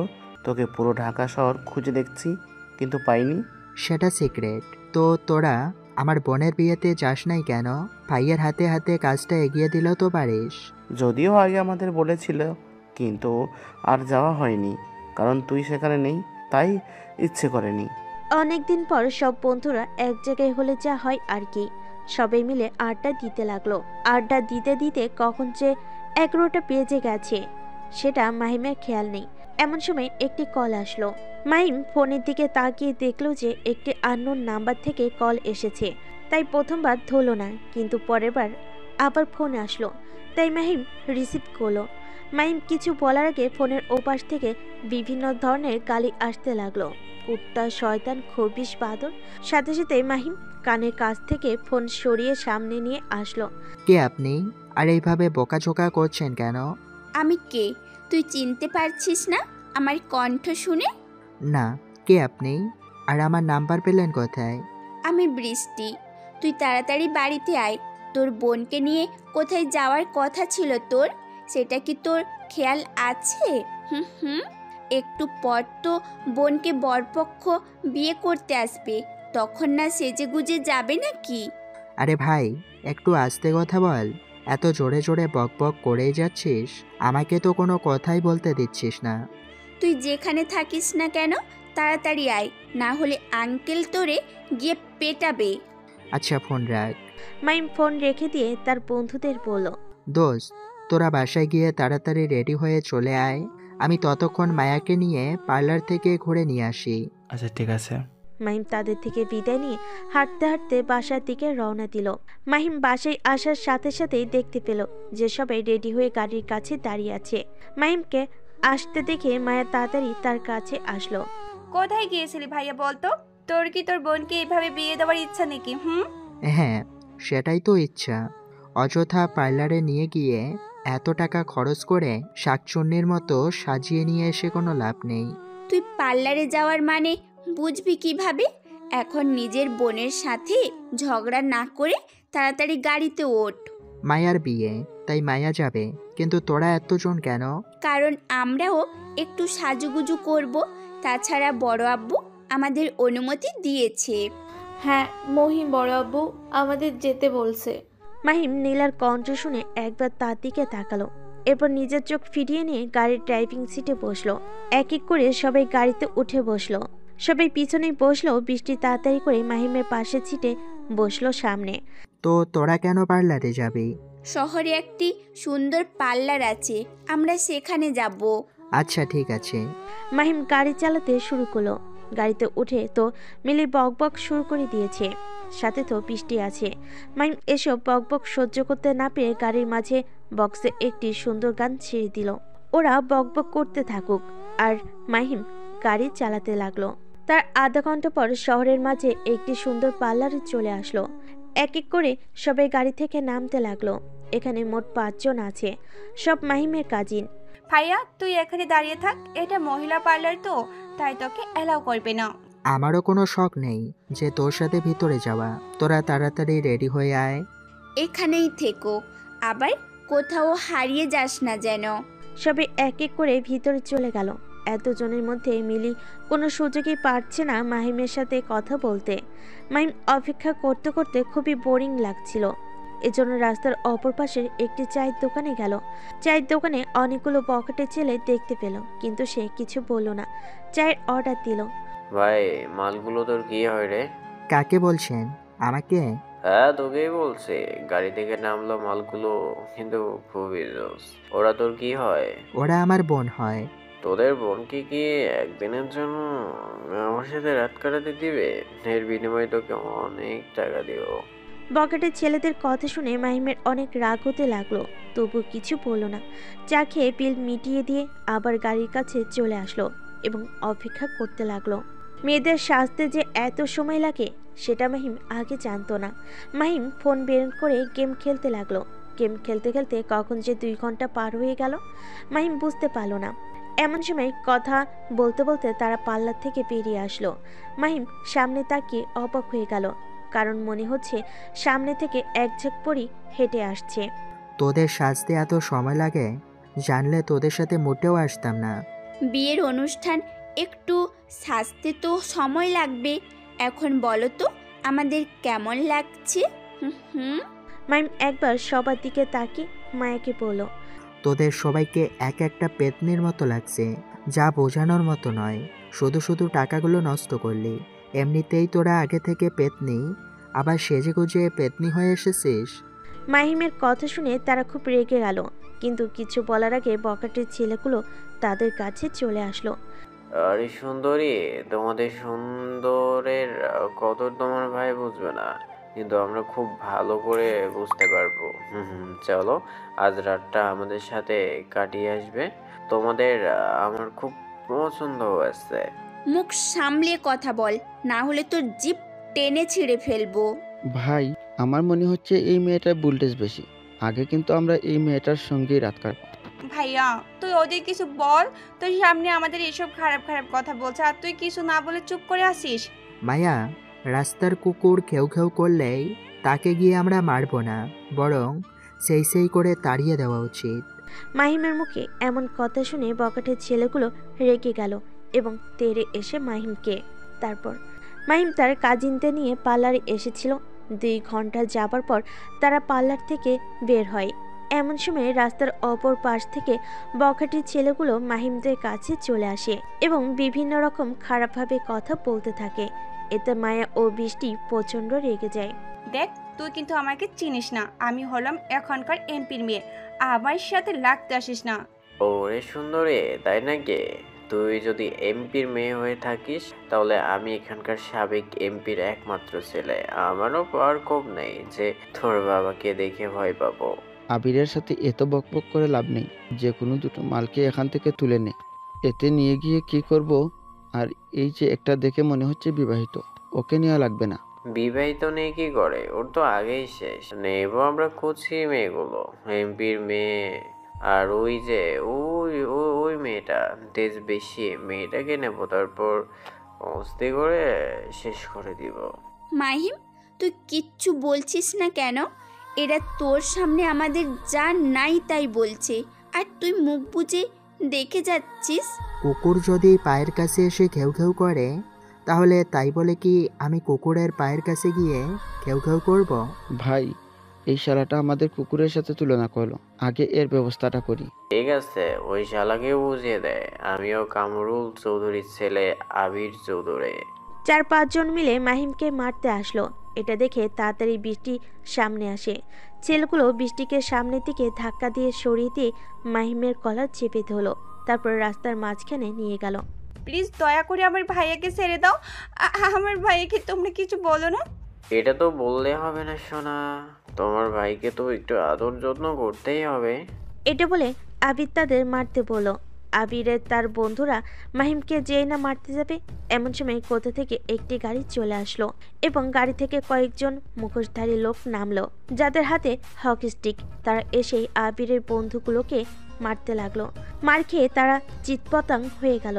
সবাই রাস্তার উপর শুয়ে কাটাচ্ছে। এমন সময় সেই লোকগুলো আবার সেই গাড়িতে করে চলে গেল। এত সময় সবাই দাঁড়িয়ে দাঁড়িয়ে দেখছিল। মাহিমের সেই একই নাই রাস্তার এক কোণে দাঁড়িয়ে তাদের মার খাওয়া দেখছিল। মাহিম রাস্তার অপর পাশ থেকে হাঁটতে হাঁটতে তাদের কাছে চলে আসলো। চলে আসতেই মায়া তাকে জিজ্ঞেস করলো, ভাইয়া তোর কিছু হয়নি তো? আর লোকগুলো কারা ছিল? সেটা তো আমিও জানি না, হয়তো ওদের কোনো শত্রু হবে। ভাগ্য ভালো সঠিক সময় তারা চলে এসেছিল, না হলে যে আমার কি অবস্থা করতো বুঝতেই পারছি না। তুই তো একটা গাধা, দাঁড়িয়ে দাঁড়িয়ে দেখছিস রে, আমাদের কত কিছু বলে গেল। এখন বেশি কথা না বলে গাড়িতে ওঠ তাড়াতাড়ি, এমনিতে অনেক দেরি হয়ে গেছে। তখন দেখা যাচ্ছে যে বরযাত্রী চলে এসেছে, কিন্তু বউ গিয়ে এখনো পৌঁছায়নি। তোকে আমি পরে দেখে নিব, আর সুন্দরী তোমাকেও। আবির কথাটি বলে তার বন্ধুদের কাছে চলে গেল। তাদের ধরে এক এক করে গাড়িতে তোলো। এদিকে মাহিম ও বাকিরা সবাই বাড়ির দিকে রওনা দিল। তারপর মাহিম নিজের রুমে রেডি হচ্ছিল, এমন সময় তার তিন বন্ধু হুড়মুড় করে তার রুমের ভিতর প্রবেশ করলো। এমন করে ঢোকাতে মাহিম তার দিকে অবাক হয়ে তাকিয়ে রইল। কিরে, তোরা কি আমার বাড়িতে চুরি করতে এসেছিস যে দরজা ভেঙে ঢুকে পড়েছিস? ব্যাঙে চুরে কেন ঢুকবো? আমরা তো ভাবছি তোকে কেউ গুম করে দিয়েছে, এই জন্যই তাড়াতাড়ি ঢুকলাম। তোদের সেটা মনে হবার কারণ কি? কারণ তো আছেই, তুই কখন বলে রুমে ঢুকে গেছিস, এখনো বের হওয়ার নামই নেই। আর এদিকে বরপক্ষ চলে এসেছে, কিছু সময় পরে তোর বোনের বিয়ে পড়ানো শুরু হবে, আর তুই এখনো রেডি হয়ে যাচ্ছিস। নিচে কত মেয়ে ঘোরাঘুরি করছে, তোর জন্য শান্তিতে দেখতে পারছি না, ভাবলাম কই একসাথে দেখবো। তোরা শালা সেই আগের মতোই রয়ে গেলি। চল, আমি রেডি হয়ে গেছি। মাহিম রুম থেকে বের হলো। সে একটি নেভি ব্লু কালারের পাঞ্জাবি পরেছে, চুলগুলো সুন্দর করে স্পাইক করা। তাকে দেখতে নায়কের থেকে কম লাগছে না। মাহিম সিঁড়ির কাছে এসে দেখলো যে বাড়ির ভেতরে সবাই অনেক আনাগোনা করছে। তারা চারজন হেঁটে বাইরে চলে আসলো। বাইরে এসে দেখলো যে সবাই টেবিল রেডি করে ফেলেছে এবং বরযাত্রীরা গেটের কাছে আছে। বন্ধু চল গেটের কাছে যাই, সেখানে মনে হয় বৃষ্টি, নীলা এবং মিলিরা বরের থেকে টাকা আদায় করছে। একটু গিয়ে দাঁড়ালে হয়তো কিছু টাকা ভাগ পেতে পারি। আমি তোর মতো ফকির নই যে কিছু টাকা নেওয়ার জন্য ওখানে যাই তর্ক বিতর্ক করব। তাছাড়া এসব আমার ঝামেলা ভালো লাগে না। আরে চল তো। নাফিস কথাটি বলে মাহিমের হাত ধরে টান দিয়ে গেটের দিকে নিয়ে যেতে লাগলো। তারা চারজন গেটের কাছে চলে আসলো। মাহিম নাফিসের থেকে হাত সরিয়ে নিয়ে ভিত থেকে একটু দূরে দাঁড়িয়ে থাকে, আর তারা তিনজন ফিরে ভিতরে ঢুকে গেল। কেউ একজন বরপক্ষের সাথে খুবই তর্ক করছে, এটা মাহিমের কানে আসলো। মাহিম আরেকটু কাছে এগিয়ে গিয়ে দেখতে লাগলো কি কি হচ্ছে। হঠাৎ মাহিমের নজর পড়ল বৃষ্টির দিকে। তাকে দেখে মাহিমের চোখ দুটো থমকে গেল, কারণ বৃষ্টি খুব সিম্পলভাবে নিজেকে সাজিয়ে তুলেছে। তার দিকে তাকাতে তো আরও বেশি অবাক হয়েছে যে বৃষ্টিও নেভি ব্লু কালারের একটি শাড়ি পরেছে। মাহিমের মন যে কোন দিক ছিল সে বুঝতে পারেনি, তার যে এত সুন্দর করে পার্লার থেকে সেজেছিল। আরে বিয়ে করতে আসছেন আর সাথে টাকা নিয়ে আসেননি? মাত্র তো 20,000 টাকা চেয়েছি, এই টাকাটাই দিতে পারছেন না? তাহলে আমার বোনকে নিয়ে গিয়ে খাওয়াবেন কি শুনি? তোমাদের খাওয়ানোর মতো আমাদের অনেক কিছুই আছে, কিন্তু তোমাদের দেওয়ার মতো টাকা আমার কাছে নেই, কারণ আমরা ফকিরকে এত টাকা দেই না। আপনাদের মতো কিপটে লোক টাকা দিতে জানে নাকি যে কাউকে টাকা দিবে? এই রনি, এত ঝামেলা না করে টাকাটা দিয়ে দে। কেন রে সাগর, তোর শালীদের উপর কি দরদ ধরেছে নাকি বিয়ে করার জন্য তর সইছে না? বন্ধুদের মুখে এমন কথা শুনে বরের কথা বন্ধ হয়ে গেল। তারা আবার তর্ক করতে লাগলো। অনেক সময় তর্ক করার পর তারা গেট ছাড়লো। বরপক্ষ এসে নিজেদের আসনে বসে পড়ল। বৃষ্টি ও বাকিরা তো কাঙ্ক্ষিত টাকা পেয়ে তারা অনেক খুশি। তারা হাসতে হাসতে বাড়ির ভিতর চলে গেল। কিছু সময় যাওয়ার পরে বিয়ে পড়াতে শুরু করলো। সময় যেতে লাগলো, বিয়ে পড়ানো সম্পূর্ণ হয়ে গেল। খাওয়া দাওয়া করার পর এবার কনের বিদায়ে পালা।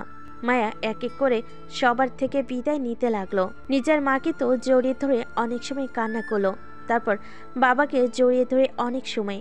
নিজের বড় ভাই ও সবার থেকে বিদায় নিয়ে এবার মাহিমের কাছে আসলো। ভাইয়া আমি তোকে অনেক মিস করছি। দেখ তুই যখন এলি আর আমি তখন চলে যাচ্ছি, তোর কাছে একটা আবদার করি। হ্যাঁ বল। এবার আর তুই মা বাবাকে ছেড়ে চলে যাস না। তুই চলে যাওয়াতে মা বাবা অনেক কষ্ট পেয়েছে।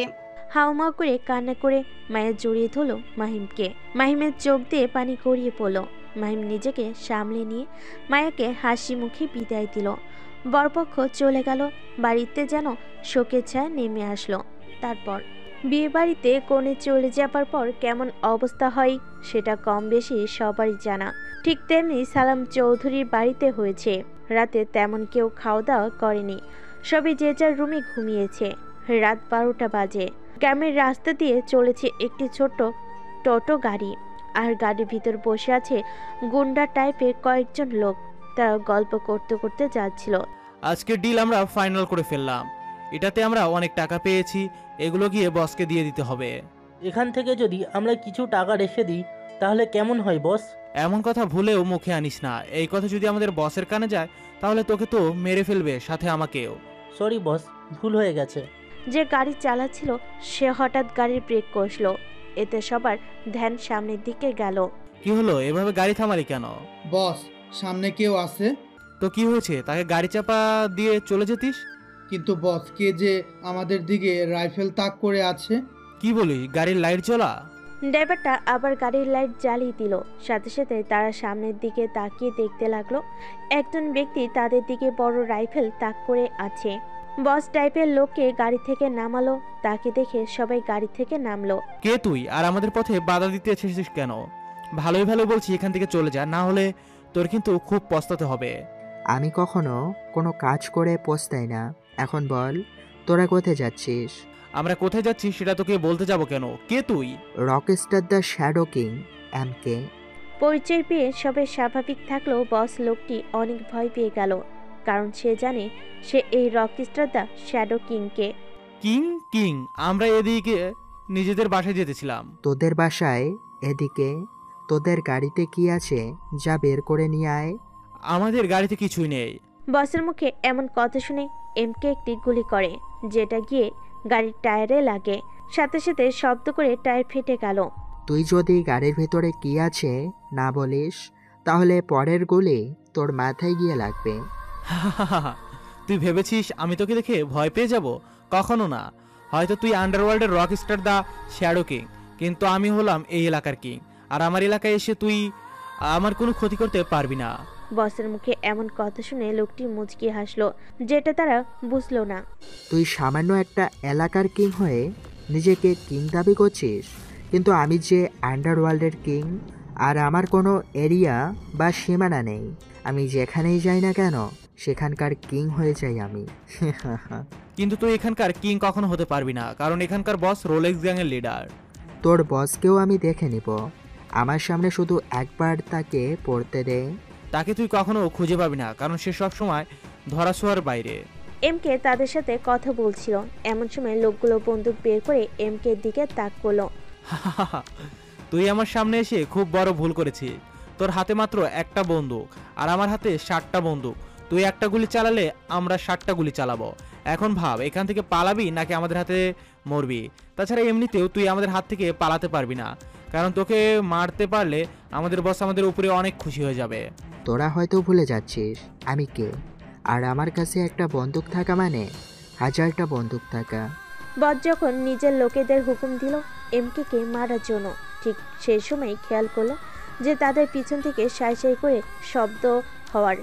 বস পিছনে তাকিয়ে দেখলো যে তার সব লোকগুলো মাটিতে পড়ে আছে, আর সবার মাথা থেকে রক্ত বের হচ্ছে। বসের লোকগুলো বুঝে গেল যে চারপাশে এমকের লোক আছে। তারা স্নাইপার হাতে অন্ধকারের ভিতর দাঁড়িয়ে আছে। কিরে, তোর 60টি বন্দুক কোথায় গেল? এখন তো দেখছি একটাও নেই। সরি ভাই, আমার ভুল হয়ে গেছে, আপনি মাফ করে দিন। তোর কোনো মাপ নেই। গাড়িতে কি এমন আছে যা নিয়ে আয়, তাহলে তোকে মাফ করব। ঠিক আছে, আমি কিং, আমি এখনই নিয়ে আসছি। বস ভয় পেয়ে তাড়াতাড়ি করে গাড়ি থেকে সুটকেস বের করলো এবং হাঁটতে হাঁটতে এমকে সামনে নিয়ে চলে আসলো। এমকে সামনে সুটকেস দিল। এমকে নিজের বাইকের উপর রেখে সুটকেস খুলে দেখলো যে সেখানে অনেক টাকা। এইগুলো কিসের টাকা? নিশ্চয় কোনো খারাপ কাজ করে নিয়ে এসেছিস। টাকাগুলো ইয়াবা ড্রাগস নাকি মেয়ে পাচার করে টাকাগুলো নিয়ে এসেছিস? একটা ড্রাগসের ডিল ছিল, সেটা করে আমরা ফিরছিলাম। বাহ, তাহলে বল তোর বসকে, তাকে দেখতে কেমন? বসকে আমি আজ পর্যন্ত দেখিনি, তাছাড়া আমি কেন বলবো যে আমার বস দেখতে কেমন? তুই বলিস আন্ডারওয়ার্ল্ডের রকস্টার দ্য শ্যাডো কিং, তাহলে তুই খুঁজে বের কর যে আমার বসকে। ঠিক আছে, তাহলে তোর বসকে জানিয়ে দিস যে তার কাউন্টডাউন শুরু হয়ে গেছে। এমকে যখন সুটকেস বন্ধ করে নিজের বাইকের পেছনে বাঁধতেছিল এমন সময় বস লোকটি বলে উঠল, তুই এখন আমার হাতে মরবি। আমি জানি আশেপাশে তোর অনেক লোক আছে, কিন্তু তোকে গুলি করে আমি মারবো। এমকে পিছনে ঘুরে দেখলো যে বস লোকটি বন্দুক তাক করে আছে এমকের দিকে। এটা দেখে এমকে মুচকি হাসলো, কিন্তু মাস্কের আড়ালে সেই হাসিটা রয়ে গেল।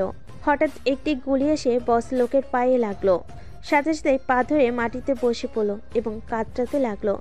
আমি তোকে মারবো না, আমি তোকে ছেড়ে দিলাম যেন তুই গিয়ে তোর বসকে আমার খবরটা দিতে পারিস। তাছাড়া তোর বস তোকে মেরে ফেলবে যখন জানতে পারবে যে তুই তোর কাজে ব্যর্থ হয়েছিস। কথাটি বলে নিজের বাইক নিয়ে চলে গেল আর বস লোকটি সেখানে পড়ে রইল। তারপর রাতে মাহিমের ঘুম আসছিল না, সেজন্য নিজের রুম থেকে বেরিয়ে ছাদের উপর চলে আসলো। ছাদের এক কোণে একটা দোলনা আছে, সেখানে গিয়ে বসে পড়ল। তারপর আকাশের দিকে তাকিয়ে ভাবতে লাগলো। একসময় মাহিম দোলনার উপর শুয়ে পড়ল। ভাবতে ভাবতে কখন যে ভোর হয়ে গেছে মাহিম টেরি পেল না। সারা রাত কি এখানেই কাটিয়েছিস? কারোর কণ্ঠ শুনে সে সেদিকে তাকালো যে তার মাথার কাছে কেউ এসে দাঁড়িয়েছে। পিছনে তাকিয়ে দেখলো যে বৃষ্টি এসে দাঁড়িয়েছে। কি হলো, উত্তর দিচ্ছিস না কেন? এমনিতেই। কিন্তু তুই এত সকালে এখানে কি করছিস? এমনিতেই আসলাম। ও আচ্ছা। আচ্ছা বল তো, তুই কেন আমার সাথে এমন করছিস? ভালো করে কথা বলছিস না। আমি কি তোর সাথে খারাপ করে কথা বলছি? না, কিন্তু আগের মতন তো আর কথা বলছিস না। কারণ আমি আর আগের মতো নেই, সেই জন্য। বৃষ্টি যখন মাহিমের মাথার কাছে বসলো, মাহিম তখন দোলনা থেকে উঠে পড়ল আর চলে যেতে নিল, কিন্তু বৃষ্টি তার হাত ধরে ফেল। কিন্তু মাহিম তার হাত ছাড়িয়ে নিয়ে নিজের রুমে চলে গেল আর বৃষ্টি দোলনায় বসে চোখের পানি ফেলতে লাগলো। তারপর ছাদের উপর থেকে এসে মাহিম ঘুমিয়ে পড়েছিল। অনেক সকাল হয়ে গেল যখন নিজের ছোট ছেলে ঘুম থেকে উঠল না। এটা দেখে মালিকা বেগম মাহিমের রুমে চলে আসলো। মাহিম, অনেক সকাল হয়েছে, আর কত ঘুমাবি? এখানে এসে তো শুধু ঘুমিয়ে যাচ্ছিস। ঢাকায় গিয়েও কি শুধু ঘুমিয়ে থাকিস? উফ মা, ডেকো না তো, খুব ঘুম পাচ্ছে। তাড়াতাড়ি উঠে পড়, তোর বোনকে নিয়ে আসতে যেতে হবে। মা, আমি যেতে পারবো না। যেতে পারবি না বললে হবে না, তোকে যেতেই হবে। তোর একমাত্র বোন বলে কথা, আর তুই না যেয়ে থাকবি? মায়া সকালে ফোন করে বলেছে তোকে বারবার যেতে, তুই না গেলে সে তো আসবেই না। উফ মা, তুমিও না শান্তিতে একটু ঘুমাতে দিলে না। মাহিম বিরক্তি নিয়ে ঘুম থেকে উঠে পড়ল। নিজের মায়ের দিকে কিছুক্ষণ তাকিয়ে রইল। মালিকা বেগম নিজের ছেলের দিকে তাকাতেই অবাক হয়ে গেল। মাহিম, তুই কি সারা রাত ঘুমাসনি? তোর চোখ কেমন লাল হয়ে আছে কেন? আসলে মা, রাতে ঘুম হচ্ছিল না, এই জন্যই আর কি। ভোরবেলা একটু চোখ লেগে গেছিল, আর তুমি এখন এসে ডেকে ডেকে আমার ঘুম ভাঙিয়ে দিলে। অনেক ঘুমাতে পারবি, এখন উঠে ফ্রেশ হয়ে নিচে আয়। মালিকা বেগম চলে গেল। মাহিম কিছু সময় বিছানার উপর বসে থেকে ফ্রেশ হতে চলে গেল। রাজা, শাহিন এবং সালাম চৌধুরী খাবার টেবিলে বসে নাস্তা করছে, সাথে বাকি ফ্যামিলিরা তো আছে। মাহিম ফ্রেশ হয়ে নিচে নেমে আসলো। মাহিম, এত লেট করে ঘুম থেকে উঠলে হবে? বাবা, আমি এত লেট করে ঘুম থেকে উঠি। ঢাকায় গিয়ে কি সব অভ্যাস হয়েছে তোর ছেলের? ঢাকায় রাত জেগে কি করে তার ঠিক নেই। আমার বিষয়ে আপনাদের কথা না বললেও চলবে চাচা। মাহিম, নিজের চাচার সাথে কিভাবে কথা বলো? সরি বাবা, ভুল হয়ে গেছে। পরের বার থেকে যেন আর এমন না করে কথা বলা হয়। তাড়াতাড়ি খেতে বসো। নিজের বাবার কথা শুনে মাহিম আর তার ভাই জাহিদের পাশে বসলো। বৃষ্টি এসে মাহিমকে খাবার দিতে লাগলো। বৃষ্টি মাহিমের প্লেটে রুটি দিয়ে যাচ্ছে, থামার কোনো নাম নেই। মাহিম একবার বৃষ্টির মুখের দিকে তাকালো। আপু, ভাইয়াকে তুমি আর কত দিবে? ভাইয়া তো ভরে গেছে। মিলির কথা শুনে বৃষ্টির প্লেটের দিকে তাকিয়ে দেখলো যে সত্যি কয়েকটি রুটি দিয়ে ফেলেছে। বৃষ্টি সবার মুখের দিকে তাকিয়ে অন্য সাইডে চলে গেল। বৃষ্টি মাঝে মাঝে খেয়াল করলো যে মিলি মাহিমের দিকে তাকিয়ে রয়েছে। জাহিদ, খাওয়া দাওয়া শেষ করে একটু আমার অফিস থেকে ঘুরে আসবে। বাবা, আজ আবার অফিসে যেতে হবে কেন? অফিসে এক লোক আসবে, তার সাথে তুমি দেখা করবে, তোমাকে কিছু জিনিস দেবে, সেই ফাইলগুলো ভালো করে দেখবে। আচ্ছা ঠিক আছে বাবা। ভাইয়া, বাবার অফিসে আমাকে নিয়ে যাবে? মাহিম নিচু সুরে জাহিদকে বলল। মাহিমের কথা শুনে জাহিদ ওর দিকে তাকালো। তারপর সে নিচু স্বরে বলল, ঠিক আছে, খাওয়া দাওয়া করে বাইরে গিয়ে অপেক্ষা করিস, দুজন একসাথে যাব। দুই ভাই খাওয়া দাওয়া না করে কি ফচর ফাচর করছিস? কিছু না। সবাই খাওয়া দাওয়া করে নিল। মাহিম খাওয়া দাওয়া শেষ করে বাড়ির বাইরে চলে গেল। কিছু সময় পর জাহিদ হাত মুছতে মুছতে বাড়ির বাইরে চলে আসলো। কিরে ভাইয়া, তোর আসতে এত সময় লাগে? এই তো বৃষ্টির সাথে একটু কথা বলছিলাম, তাই দেরি হয়ে গেল। আচ্ছা ঠিক আছে, এখন তোর অফিসে চল। রোলেক্স গ্যাংয়ের একটি লিডার তার দলের লোককে খুঁজে চলেছে, যে পরশু রাতে ডিলের টাকা নিয়ে ফিরছিল, কিন্তু মাঝপথে কেউ তার সব লোকেদের মেরে ফেলেছে, শুধু সেখানকার বসকে ছেড়ে দিয়েছিল। লিডার লোকটি তার টিমের সেই লোকটিকে খুঁজতে খুঁজতে একটি পুরনো বাংলোতে চলে আসলো। লিডার, আপনি এখানে? আমাকে আসতে তো হতো, তুই আমার সাথে কিভাবে গদ্দারি করতে পারলি? তুই জানিস না আমি কতটা ভয়ঙ্কর? তুই কেন আমার থেকে এমন পালিয়ে বেড়াচ্ছিস? আমি আপনার সাথে পালিয়ে বেড়াচ্ছি এজন্য না, আপনার টাকা আমি হারিয়ে ফেলেছি। এমনি এমনি তো তুই টাকা হারিয়ে ফেলিস না, কি হয়েছে সেটা বল। আমার সব লোকদেরকে মেরেছে, আর তোর পায়ে এমন গুলির আঘাত লাগলো কিভাবে? আসলে লিডার, তোর আসলে নকল শোনার আমার কোনো টাইম নেই। সেদিন রাতে কি হয়েছে সব ঘটনা খুলে বল। আসলে সেদিন রাতে আমরা যখন টাকা নিয়ে ফিরছিলাম, হঠাৎ যখন দেখি সামনে একটা বাইক দাঁড় করানো, আর বাইকের কাছে রাইফেল হাতে দাঁড়িয়েছিল এক ব্যক্তি। সে নিজের পরিচয় দিয়েছিল Rockstar the shadow king MK। এরপর সেই লোকটি এক এক করে ওই সব ঘটনা খুলে বলল নিজের লিডারের কাছে। লিডার এমন ঘটনা শুনে প্রচণ্ড রেগে গেল। সে যত বড় রকস্টার শ্যাডো কিং হোক না কেন, এই এলাকায় এসে সে নিস্তার পাবে না। কিন্তু তুই আমাকে এই খবর না জানিয়ে নিজেই লুকিয়ে আছিস। আমি ভয় পেয়েছিলাম যদি আপনি আমাকে মেরে ফেলেন। তোকে তো আমি এমনিতেই মেরে ফেলবো, কারণ তোর জন্য অনেক টাকা লস হয়েছে। আমাকে বসের কাছে জবাব দিতে হবে। এটা বলে লিডার নিজের বন্দুক বের করলো। নিজের লিডারের বন্দুক বের করা দেখে লোকটি তাড়াতাড়ি পায়ে পড়ে গেল। দয়া করে আমাকে ছেড়ে দিন বস, আমার ভুল হয়ে গেছে, আমাকে আরও একটি সুযোগ দিন। তুই হয়তো ভুলে গেছিস আমাদের গ্যাংয়ের রুলস। কেউ যদি ব্যর্থ হয় তার বেঁচে থাকার কোনো মানে নেই। এটা বলে লিডার লোকটির কপাল বরাবর বন্দুক ধরে শুট করে দিল। সাথে সাথে লোকটি ধপাস করে মাটিতে পড়ে গেল। জাহিদ আর মাহিম অফিস থেকে বাসে ফিরল। বাড়ির ভিতর প্রবেশ করে দেখলো যে সোফার উপর কেউ একজন বসে আছে এবং নীলার মেয়ে নীরার সাথে খেলা করছে। আরে নিহান জি, কি অবস্থা? এই তো ভাইয়া, আলহামদুলিল্লাহ ভালো অবস্থা। আপনি কেমন আছেন? আমিও ভালো আছি। তো কালকে না আসার কারণ কি? এই তো আপনাদের বলেছিলাম তো, আমার একটু কাজ ছিল, তাই দেশের বাইরে ছিলাম। আজকে মাত্র ফিরেছি, আবার চলে আসলাম আমার মেয়েকে দেখতে। কিন্তু আপনার সাথে এই ছেলেটিকে? আরে, একে চিনতে পারছো না? এটা আমার ছোট ভাই মাহিম, নীলা যার কথা তোমাকে বলেছিলাম। ও আচ্ছা, হাই ব্রো, আমি নিহান, নীলার হাজবেন্ড। হাই, আমি মাহিম। পরিচয় তো আগেই জানেন। নিহালের সাথে মাহিম কিছু সময় আলোচনা করে নিল। এমন সময় সেখানে সালাম চৌধুরী আসলো। জাহিদ, কাগজগুলো সব ঠিক আছে তো? হ্যাঁ বাবা, সব ঠিক আছে, আর কাগজপত্রগুলো আমি নিজে সাইন করে দিয়েছি। খুব ভালো কাজ করেছিস। এখন গিয়ে সব রেডি হয়ে নে, সময় তো হয়ে যাচ্ছে। নিহান, তুমি গিয়ে ফ্রেশ হয়ে রেডি হয়ে এসো। আচ্ছা ভাই, আমি রুম থেকে ফ্রেশ হয়ে আসি। আচ্ছা। নিহান নীরাকে কোলে নিয়ে রুমে চলে গেল। মাহিমও নিজের রুমে চলে গেল। জাহিদ নিজের বাবার সাথে কিছু সময় আলোচনা করলো। তারপর আবির আর তার বন্ধুরা হসপিটালে। আবিরের সকল বন্ধু হসপিটালে ভর্তি। কারোর হাত, কারোর পা ভেঙে গেছে। এতে আবি প্রচণ্ড রেগে আছে। ছাড়বো না আমি তাদের, যে যে এমন কাজ করলো, আমি খুঁজে বের করে তাদের কুত্তা কুত্তার মতো মারবো। কত বড় সাহস আমার গায়ে হাত তোলার! আবির, আমার মনে হয় এই কাজটি সেই ছেলে।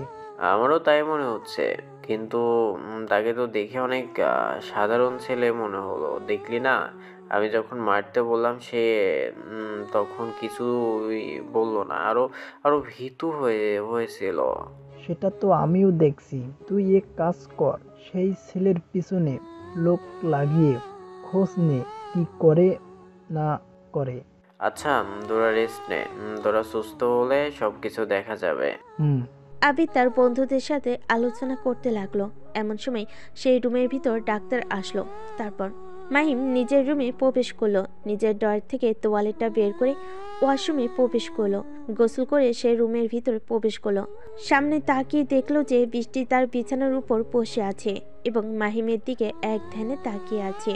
মাহিম বুঝতে পারলো যে তার গায়ে কোনো পোশাক নেই, নিচে শুধু একটি তোয়ালে পেঁচানো। তুই আমার রুমে কি করছিস? যা বের হও। আসলাম তোকে ডাকতে, তুই তো আর আমার সাথে কথা বলবি না, তাই আমি নিজে কথা বলতে চাই। তুই বের হ, আমি রেডি হয়ে আসছি। তারপর যা কথা বলার বলিস। একটা ছেলের রুমে আসতে তোর লজ্জা করে না? তোর রুমে আসতে আবার লজ্জা কিসের?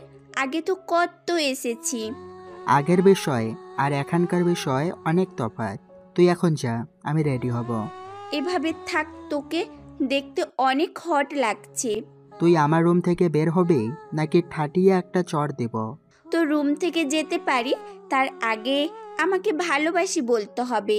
তোকে ভালোবাসি বলতে আমার বয়ে গেছে। বলবি না তো? না। মিষ্টি এক পা করে মাহিমের দিকে এগিয়ে আসতে লাগলো। মিষ্টি একদম মাহিমের কাছে এসে দাঁড়ালো এবং কোমরে হাত রাখলো। তুই আমাকে ভালোবাসি বলবি না কি? তোর নিচের এটা টান মেরে খুলে ফেলবো। কোনটা? বৃষ্টির চোখের দিকে তাকিয়ে বলল। মাহিম বুঝতে পারলো যে বৃষ্টির মতো কি তার সাথে সাথে নিজের কোমরেও হাত দিল। দেখ, আমার থেকে দূরে সর, নয়তো খুব খারাপ হয়ে যাবে বলছি। আমি দূরে সরবো কেন? আমি তো আরো কাছে এসেছি। তুই আমার কি খারাপ করবি? করতে পারিস। আচ্ছা, তুই বেরো, আমি তোর সাথে বাইরে এসে কথা বলছি। আগে আমাকে ভালোবাসি বল, তারপর। পারবো না। মাহিম বৃষ্টিকে পারবো না বলে অন্যদিকে মুখ করলো। এটা শুনে বৃষ্টি রেগে গেল। বৃষ্টি মাহিমকে বলল, তুই যদি আমাকে না বলিস তাহলে আমি কিন্তু অন্য কিছু করে ফেলবো। বৃষ্টি যে তার মুখে ভালোবাসি না বলে এই রুম থেকে বের হবে না, তাই মাহিম অন্যদিকে ঘুরে তাড়াতাড়ি ভালোবাসি বলে দিল। অন্যদিকে ঘুরে কেন ভালোবাসি বলছিস? আমার চোখের দিকে তাকিয়ে বল যে তুই আমাকে ভালোবাসিস। দেখ, আমি এটা পারবো না। তুই প্লিজ আমার রুম থেকে যা। এখানে আমাকে আর তোকে এইভাবে সবাই দেখে ফেলুক, আমি তা চাই না। আর নীলার মতো না হোক। মাহিমের পুরো কথা বলতে দেরি হয়নি, সাথে সাথে বৃষ্টি ছেড়ে দিল। আমি কখনো নীলার মতো তোর সাথে আচরণ করব না, কারণ আমি তোকে ভালোবাসি। আমি তোকে খুব তাড়াতাড়ি আপন করে নিব। কথাটি বলে বৃষ্টির রুম থেকে বেরিয়ে গেল। বৃষ্টির কথা শুনে মাহিম মুখ ভেঙচি কাটলো। তারপর সবাই রেডি হয়ে নিচে চলে আসলো। এমপির মেয়ের বিয়ে বলে কথা, তাই গাড়ি তো অনেক আসবেই। সবাই রেডি হয়ে এক এক করে গাড়িতে উঠে বসলো। মাহিম এসে দেখলো যে সব গাড়িতে লোক ভরে গেছে। সে কোন গাড়িতে উঠে বসবে ভেবে পেল না। এমন সময় বৃষ্টির জানালা দিয়ে মুখ বের করে মাহিমকে ডাকলো এবং তার গাড়িতে উঠতে বলল, কিন্তু মাহিম তার কথা পাত্তা দিল না। কিরে মাহিম, তুই বসছিস না কেন? তোর জন্য গাড়ি ছাড়তে পারছে না? তোরা তো আমাকে না নিয়ে চলে যাওয়ার ধান্দা করেছিস, এই জন্য কোনো জায়গা রাখিসনি। কি করব বল, বৃষ্টি আমাদের ঘুষ দিয়েছে যেন তোর জন্য জায়গা না রাখি, তাই বুক হয়ে গেছে। এখন বৃষ্টি তোকে যেই গাড়িতে ডাকে সেখানেই তুই যা। নিয়ানের কথা শেষ হতে না হতেই মাহিমের মার ডাক পড়ল। মাহিম তার মায়ের কাছে গেল। এমন দাঁড়িয়ে না থেকে তাড়াতাড়ি এই গাড়িতে উঠে পড়। নিজের মায়ের কথা আর ফেলতে পারলো না, সেই গাড়িতে উঠে পড়ল। মাহিম একদম বৃষ্টির পাশে বসেছে। এক এক করে গাড়ি চলতে শুরু করলো। গাড়ি চলার সময় মাঝে মাঝে একটু ধাক্কা লাগছিল, আর প্রত্যেকবার বৃষ্টি মাহিমের গায়ের উপর এসে পড়তেছিল। মাহিম প্রচণ্ড বিরক্ত হচ্ছিল, তবুও কিছু বলতে পারল না। মাহিম সামনে মিররের দিকে তাকিয়ে দেখলো যে মিলি এক ধ্যানে তার দিকে তাকিয়ে আছে। এটা দেখে মাহিম পিছনে তাকাবার সাথে সাথেই মিলি অন্যদিকে মুখ ঘুরিয়ে নিল। দেখ বৃষ্টি, এবার কিন্তু বেশি বাড়াবাড়ি হয়ে যাচ্ছে। সবার সামনে এমন ঢোলাঢুলি করিস না। তুই বলতে চাইছিস আমি ঢলাঢলি করি? ঠিক আছে, তুই দেখতে থাক আমার ঢলাঢলি। দুজন বিড়বিড় করে কথা বলতে লাগলো আর এদের নকশা মিলি দেখতে লাগলো। 1 ঘন্টা পর তারা সবাই মায়ের শ্বশুরবাড়ি চলে আসলো। এক এক করে সবাই গাড়ি থেকে নামলো। বাড়ির লোক সবাইকে আপ্যায়ন করে ভিতরে প্রবেশ করালো। বৃষ্টি ও তার কাজিনগুলো ভিতরে চলে গেল মায়ের কাছে। মাহিম বাড়ির সামনে একটি পুকুরের কাছে দাঁড়িয়ে আছে। এমন জায়গায় তার 3 হারামি বন্ধু এসে উপস্থিত। কিরে, এখানে দাঁড়িয়ে কি করছিস? এই যে কত সুন্দর সুন্দর রমণী ঘুরে বেড়াচ্ছে, আর তুই একলা পুকুর পাড়ে দাঁড়িয়ে আছিস। তোদের দেখার প্রয়োজন হলে তোরা গিয়ে দেখ, আমার কোনো প্রয়োজন নেই। কেন রে, বৃষ্টির সাথে কি তোর সেটিং হয়ে গেছে? আজে বাজে কথা বলা বাদ দে, কি বলতে এসেছিস সেটা বল। আঙ্কেল তোকে ডাকছে ভিতরে খাওয়া দাওয়া করার জন্য। ঠিক আছে চল। তারা 4 জন প্যান্ডেলে প্রবেশ করে দেখলো যে সবগুলো জায়গা বুক হয়ে গেছে। মাহিমের 3 বন্ধুকে ফেলে রেখে একটি জায়গায় বসে পড়লো আর মাহিম পড়লো পিপাকে। এ কোথায় বসবে বুঝতে পারলো না। এমন সময় তার নজর গেল এক টেবিলের দিকে, যেখানে বৃষ্টি একটি ছেলের সাথে বসে হেসে হেসে কথা বলছে। দেখে মনে হচ্ছে আজ আসার সাথে সাথেই খুব ভালো পরিচয় হয়ে গেছে। এমন সময় মিলি তাকে ডাক দিল। মিলির ডাক শুনে মাহিম সেই দিকে তাকালো। মিলির কাছে মাহিম এগিয়ে গেল এবং তার পাশে ছিটে বসে পড়ল। খাওয়া দাওয়া শেষ করে বাড়ি থেকে একটু দূরে চলে আসলো, কারণ বৃষ্টির রং ঢং তার ভালো লাগছে না। ওই ছেলের সাথে যে কথা বলা সেটা মাহিমের সহ্য হচ্ছে না। মাহিম হাঁটতে হাঁটতে একটু বেশি দূরে চলে গিয়েছিল, তাই আবার ঘুরে আসলো। হঠাৎ দরজার কাছে এসে একটি মেয়ের সাথে তার ধাক্কা লাগলো। মেয়েটি পড়ে যেতে নিলেই কোমর চেপে ধরল। মেয়েটি মাহিমের দিকে তাকিয়ে আছে। মাহিম সেই অপরিচিত মেয়েটিকে দাঁড় করিয়ে দিল। হঠাৎ তার নজর পড়ল বৃষ্টির দিকে। তখনও সেই ছেলেটির সাথে কথা বলছিল। মাহিম বদলা নেওয়ার জন্য মেয়েটির সঙ্গে হেসে হেসে কথা বলার চেষ্টা করতে লাগলো। আপনি ঠিক আছেন তো? আপনার লাগেনি তো? না না, আমার কোথাও লাগেনি। আই এম সরি, আসলে আমি দেখতে পাইনি। এখন হ্যান্ডসাম ছেলে দেখলে তো যে কেউ এসে বেশি ধাক্কা দিবে। তাই নাকি? আপনি হ্যান্ডসাম। মেয়েটি হেসে কথা বলল। তার সাথে কথা বলে জানতে পারলো মেয়েটি মায়ের হাজবেন্ডের চাচাতো বোন হয়। তার নাম অনি। চলেন একটু ওই দিক থেকে ঘুরে আসা যাক। চলুন। তার দুজন কথা বলতে বলতে একটু দূরে চলে আসলো। আমার মনে হচ্ছে অনেক দূরে চলে এসেছি, এখন ফিরে যাওয়া যায়। মাহিমের কথা শুনে অনি সায় দিল। দুজন ফিরে আসলো। হঠাৎ বৃষ্টি এসে অনির থাপ্পড় বসিয়ে দিল। তার পাশে তাকিয়ে দেখলো কেউ আছে কিনা। যখন কেউ নেই দেখলো, তখন হাঁপ ছেড়ে বাসলো। চর মারতে দেরি, বৃষ্টি সেখান থেকে পালাতে দেরি নেই। কিন্তু যাওয়ার আগে মাহিমকে থ্রেট দিতে ভুলেনি। মাহিম অনিকে অনেকবার বোঝালো আর বৃষ্টির জন্য মাপ চাইলো। অনেকভাবে বোঝানোর পর অনি মানলো। দেখতে দেখতে বিকেল 5টা বেজে গেল। এখন সবাই বাড়ির দিকে রওনা দিল। মাহিমের দিকে যাওয়ার আগে অনি নাম্বার নিয়ে নিল। মাহিম আর বৃষ্টি এক গাড়িতে বসলো। এখন কারোর মুখে কোনো কথা নেই, কেউ কারোর দিকে তাকাচ্ছে না। তারপর রাতে গত দিনের ন্যায় মাহিম ছাদের উপর দাঁড়িয়ে আছে। সবাই একসাথে বসে আড্ডা দিচ্ছিল। বাকিরা নিচে চলে গেল। ছাদের উপর দাঁড়িয়ে আছে মাহিম। মাহিম ছাদের উপর দাঁড়িয়ে আছে, এটা অপর পাশের ছাদ থেকে বৃষ্টি দেখতে পেল। তাই বৃষ্টি নিজের ছাদের উপর থেকে নেমে মাহিমের ছাদের উপর চলে আসলো। দুজনের ছাদের উপর চলাচলের জন্য একটি সিঁড়ির ব্যবস্থা আছে, এই জন্য বৃষ্টির আসতে বেশি সমস্যা হয়নি। সবাই তো চলে গেছে, আর তুই এখানে কি করছিস? এই তো দাঁড়িয়ে রাতের আকাশটা দেখছি, কিন্তু তুই হুটহাট করে চলে আসিস কেন? আমি যেমনই আসবো, তোর কোনো সমস্যা? কিন্তু তার আগে বল, মায়ার শ্বশুর বাড়িতে গিয়ে ওই মেয়েটার সাথে এত হেসে কথা বলেছিলি কেন? তাছাড়া দুইজন কোথায় ঘুরতে গিয়েছিলি? আমি কোথায় যাব কি যাব না সেটা আমার একান্ত ব্যক্তিগত বিষয়, এখানে তোর নাক গলাতে হবে না। আমি 100 বার নাক গলাবো, তোর কোনো সমস্যা? হ্যাঁ, আমার অনেক সমস্যা, কারণ আমি চাই না আমার জীবনে কেউ ইন্টারফেয়ার করুক। আমি জানি আমি ভুল করেছি, কিন্তু তাই বলে আমার সাথে এমন কেন করছিস? 8 বছর আগেকার ঘটনা তুই এখন মনে রেখেছিস।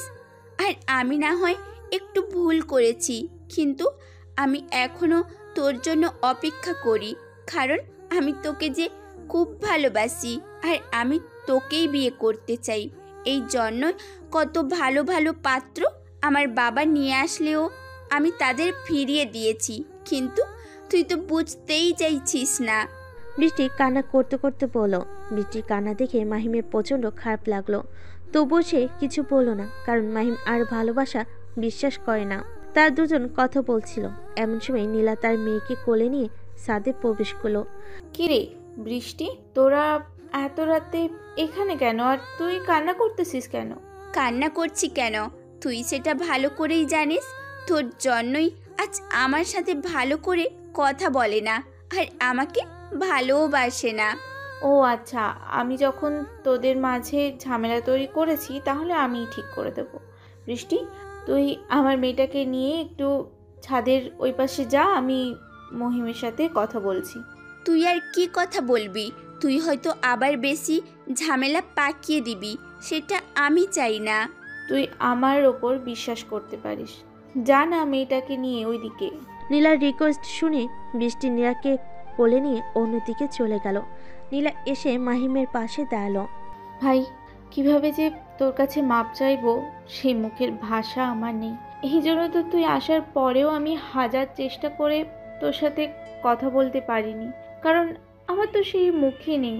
কিন্তু তবুও তো বলতেই হবে, কারণ তুই যদি মাপ না করিস তাহলে আমি যে মরে যেও শান্তি পাবো না।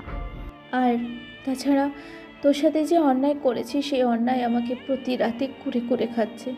আমি মানছি আমি অনেক জনের সাথে প্রেমের নাটক করেছি, কিন্তু সত্যি তোকে ভালোবাসতাম।